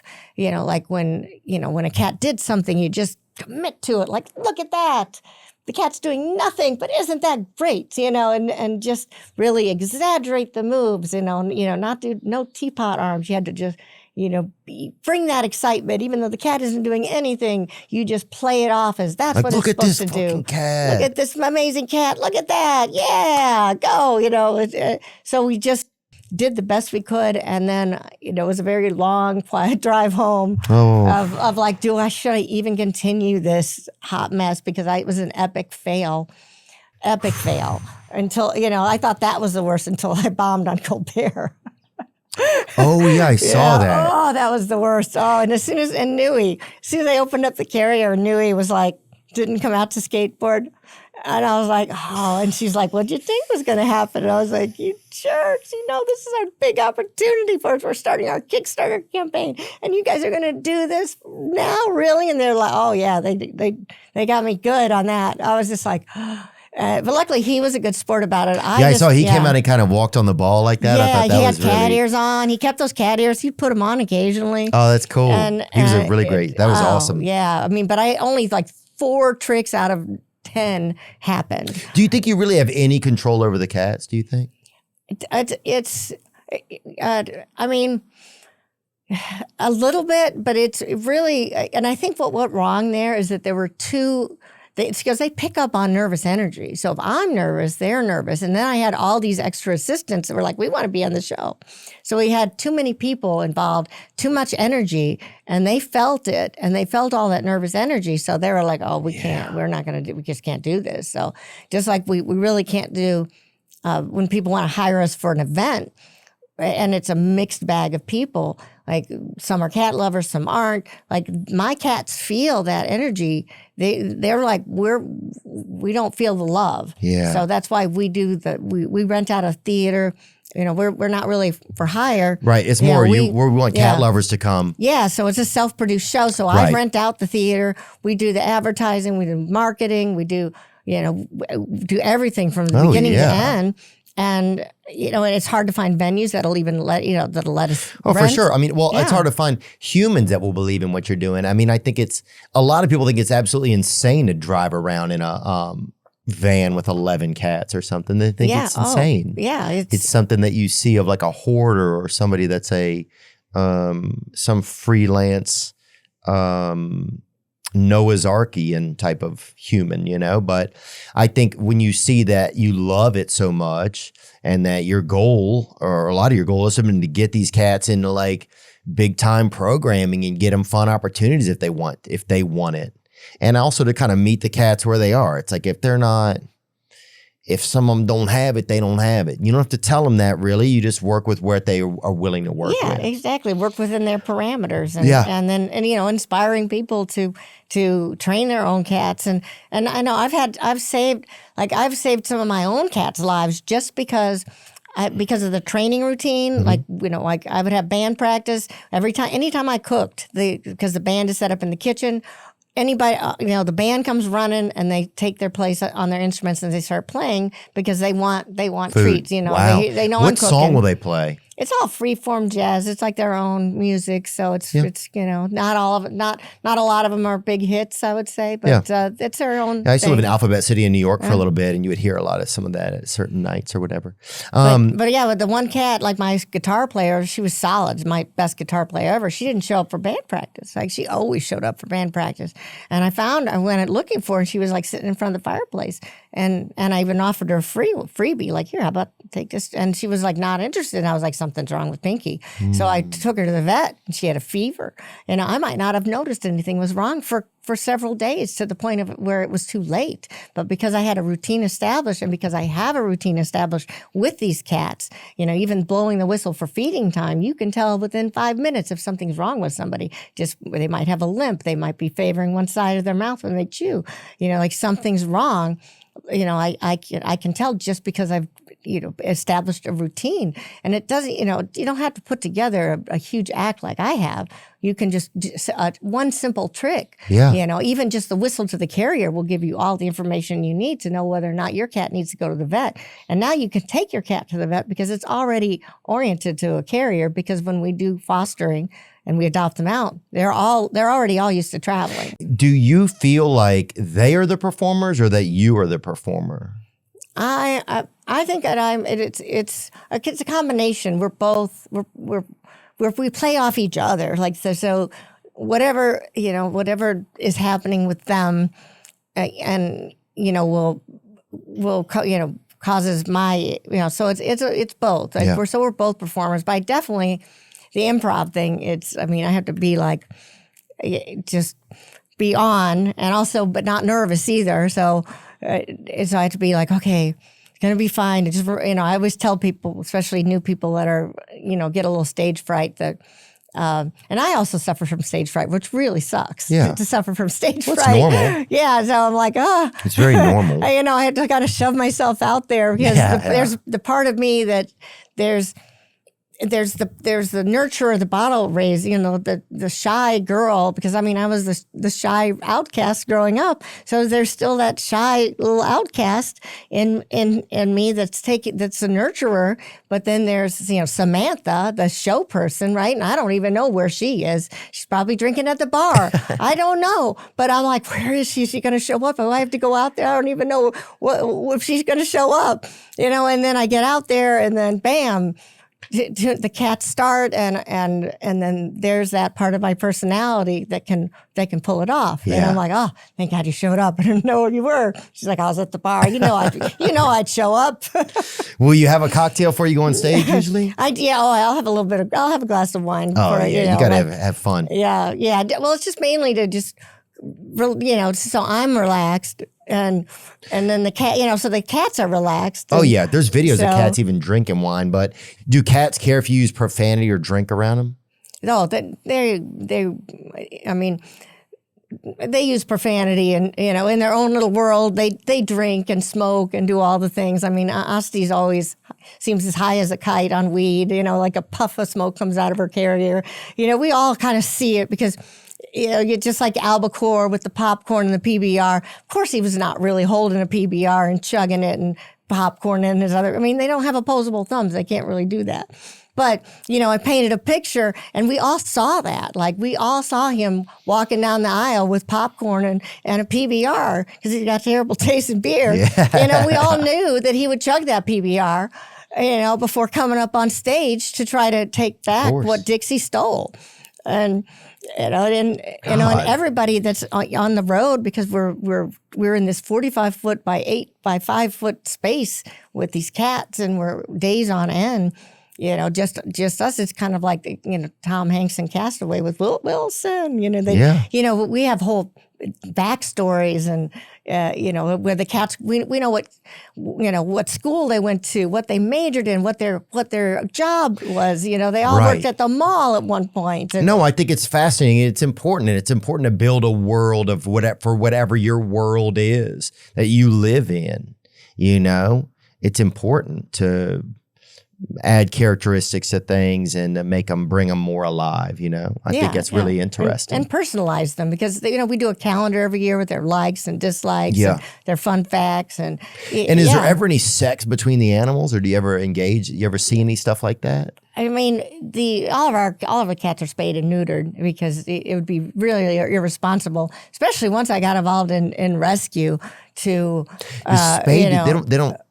did they decapitate the wiener, or do they? No, it's the testicles. So they take the testicles off. Yeah, the testicles. It's a less invasive surgery than the spay. The spay they actually have to cut, open and. It's so important. There's so many, and we lost so much ground with COVID. As far as the TNR programs, because I have a lot of friends that are involved with TNR, which is really what's TNR? Trap, neuter, return. So, if you want to have an interesting guest on, this guy, Sterling, the Trap King, he does TNR. And, they go out there, they set these traps, because there's cats that are not going to be indoor cats. They've been living outside. They're street cats, but they're also reproducing. And then now you're going to have hundreds of cats. Smashing, dude. If you leave the windows open, you can hear it. It's just on and on. And so something has to be done. So guys like, Sterling they come in with traps. They get permission from the complex or the owner, and they come in, they set the traps up. And they can't just leave. They can't just set the trap and leave. They have to, because otherwise, when the cat gets trapped, if the sun, inclement weather, Right. So they got to mill around. They got to mill around and wait to see, to catch this cat. And then they have to get it over to the place that's going to do the surgery at 6 a.m. I mean, it's a huge dedication. Trap, neuter, return. I got to look into that. Yeah, yeah. Have you ever had PETA come out and say anything about your show? Have you ever had any issues like that or no? We had one person come in California, one picketer that was that. So ridiculous. And then they left 2 hours before the show even started. And anytime somebody has attacked me on social media, I have like 1,000 people that come back with, have you ever seen her show? If you saw her show, you would see that these cats are her family, that they're loved, that they are not abused, they're not being forced, that they literally are doing what they want to do. They're free to leave. I mean, their carriers are open. There's a whole theater for them to explore. Some of them do. Sometimes people will start laughing. I'm like, what's going on? They've gone up to the second level and they're doing stuff up with the props up there and just exploring. You know, I'm like, there's a show. Cats. Yeah, there's a show going on, guys. There's a show going on. It's like, yeah, but there's a piano up here. You know, there's a piano up here. And I'm like, yeah, I saw the piano earlier, but we're doing a show right now. And I mean, so I'll have these conversations with the cats, and most of the time, the audience doesn't hear. Right. But every once in a while, they'll hear my part of it, where I'll just be like, I'm just, you know, like I am. For this stops now, because it was like Albacore. We had been practicing his opening thing. He comes out, he turns on a light. That starts the show. We rehearsed it. We did it every day for weeks. He knows what to do. Showtime comes along, and he's like, and so I'd have to turn it on for him. Huh.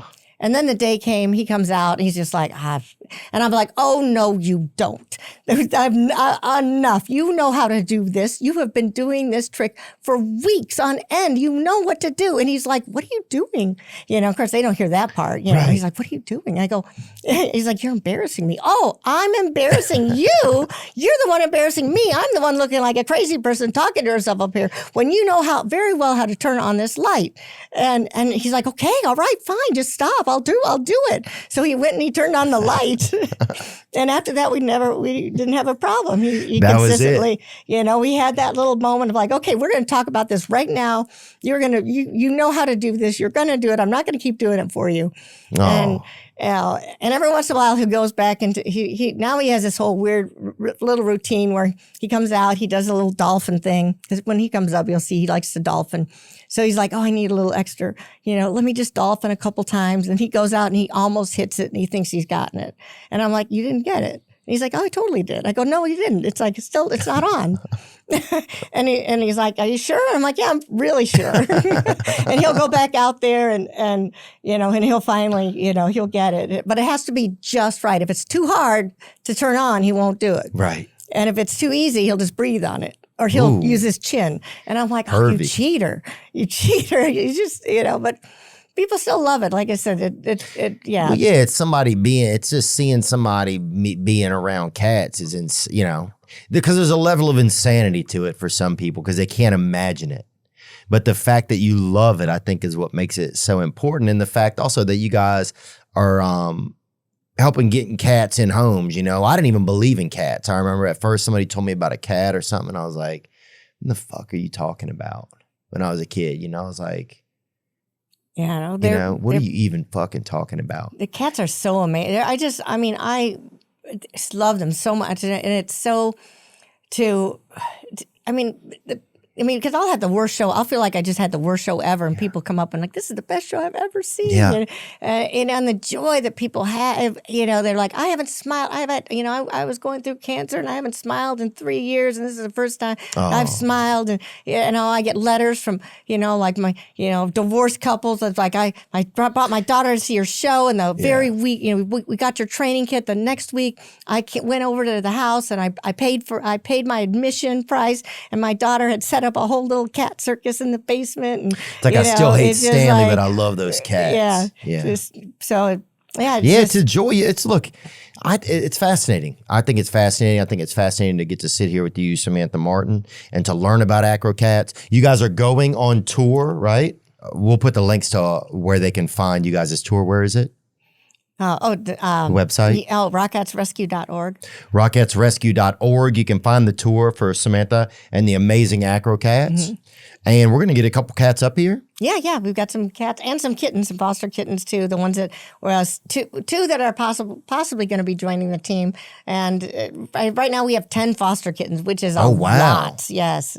The portal is open. Yeah. So I have them all stationing. I have all these little stools and things. So they're all trained to go and, it's called, I call it the lion pyramid of kittens. So, they'll all just come racing in and then assemble, on their various platform. And then we'll have a sign that says adopt us that we put behind them. And it's just chaos initially. And then eventually they all find their place and they sit pretty and they do their thing. So it is, like I said, and it's just, I love training and watching them learn, seeing 100%. that light come on and just, it's a completely different cat than the cat that's never paid attention to, or just, bowl of food is left out 24/7. And, when cats are capable of so much more, I just, just spend 10 minutes a day with your cat. It's all it takes is, this is your family member,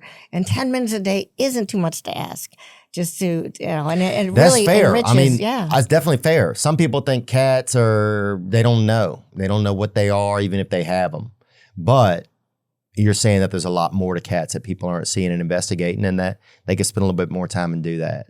Yeah, exactly. And then less of them be left behind when, I got to move and the place isn't allowed. Well, you find a place that allows. Sometimes cats will stay though too. Cats will, I'm not moving, and they'll stay. So sometimes people do leave their cats. Sometimes cats leave the people too. Yeah, well, that is, but if a person developed that relationship, then that cat is going to want to go wherever you go, like that. Is that true? Yeah. Oh, absolutely. If you just invest a little bit of time in your cat, then they're definitely going to want to stay with you. When tour time comes around, and they definitely, I don't want to be left behind. I want to be left behind. Something's happening. They really, they want to go. Yeah, they want to go. They love the attention. They love. They have the back third of the bus is all decked out for the cats. So they have the life. We'll have to add in some pictures. Yeah, some cats are performers. Some cats are, who knows, I think there's a lot to know about cats, and I don't know a lot of it, but I'm grateful to just sit here and hear about it today, and to know what's going on, that there's cats out there. There's something about knowing there's cats out there traveling the globe, performing at night, that kind of keeps me going. Let's get a couple cats up here and see. Let's see what we can see. So there's a lot of work that goes into training an animal. Yeah, that's fascinating. Especially cats, because you have to acclimate them to so many different things. Yeah, most people think a cat is just crazy, but it can be more than that. What? Wow. Dude, that's great. Tuna. Hey. Oh my God. You could do it. He's like the bell. How about the bell? The hoop's a little tight. You could do it, Tuna. Huh? Oh wow, that's sexy. All right. Try the small one. It's really Tuna. Whoa, gosh, she's bad. And then he really gets some good height on this one. All right, Tuna. Hop. There we go. Ooh. Hop. Hop. Oh, that's a party cat. Wow. It's clean. That cat's clean, huh? And I'm gonna roll. What do y'all clean it with? Oh, wow. Oh, that one. Oh. Good job, Tuna. They could work at AutoZone, dude. That's unbelievable. Oh yeah, we did a car commercial really early on. It was hysterical with the cats. Tuna. He's like, you were late on that treat. I'm out of here. We can bring out the kittens. where's the chicken? Yeah, the chicken's here. Wow, this is neat. I didn't know that that an animal could do something like that. Bring your, Do you want bell again? Twix to jump over the hurdle? Oh, She could be a night manager at a motel. Twix, possible future AcroCat. Okay, ready? And up. Oh, you cheated. You gotta clear it. You gotta clear it. It was nice for you not to beat up the kitten. All right, let's try it again. Get a running start. Get a running start. Oh, yeah, get a running start. Get a running start. Oh, you're kind of cheating there. So the goal is for we would click once he clears it without stepping on it. Oh, I see. So he wants The to. click reinforces the exact movement that you want. So he's cheating, or he's just taking it easy. He hasn't quite gotten it yet. He's still in the training. Like I just started working on this 2 days ago. Mm-hmm. Yeah, Crusher. I'll have to send the clip of the skateboarding that we've been working on because it was one day of training with the skateboard. Yeah, these cats are really chilling out here now. Yeah. Damn, it's like a dang strip club in here. Wow. Gremlin. Okay. There we go. This is the most cats we've ever had at once time. Anywhere. That's the best. Maybe down here. Say that, Samantha. He's trying to take a selfie. That's good. Wow, they're beautiful. They're all available for adoption. Well, except we're Crush and Twix. Crush and Twix are kind of on the. Mm-hmm. They may be hired. If they don't go on tour, they're available for adoption. Well, they'll be on tour regardless. So when we go out on tour, we bring them all out. And, it'll be kind of like a test time to see who loves it. Like some cats are just born to be on stage. Like, yeah, I want this job. I want to do this. Other cats are like, I don't want this job. So I want to be a house pet, but I'll still do some tricks. So those are the ones that we adopt out. And just because we had to retire 2 of our cats recently, is why we're hiring. Yeah, the stage isn't for everybody. Yeah, it's definitely not for everyone, but it's for the AcroCats, though. It is for the AcroCats. I think. And you start out with simple. This is like, oh, this is easy. We hear the click, we get this treat, and they're letting you sit pretty. So. Oh, I'm just glad you're not giving them opioids or anything like that. I know people ask, do you drug your cats or you declaw your cats? I'm like, they're AcroCats. They need to be able to climb. Well, the Japanese are drugging those dogs that are on Instagram, but that's a different conversation. The AcroCats, Samantha Martin, thank you so much for spending time with me and just for letting me learn about these cats. And yeah, they really are beautiful today. And I look forward to seeing a show sometime. Yeah, we're trying to book in Nashville if we can get the theater to call us back. Well, yeah, we'll see if we can help. But this is really awesome, and I appreciate you guys coming and spending time with us today. Yeah, thanks for having us. Now I'm just floating on the breeze, and I feel I'm falling like these leaves. I must be cornerstone. Oh, but when I reach that ground, I'll share this peace of mind I found. I can feel it in my bones.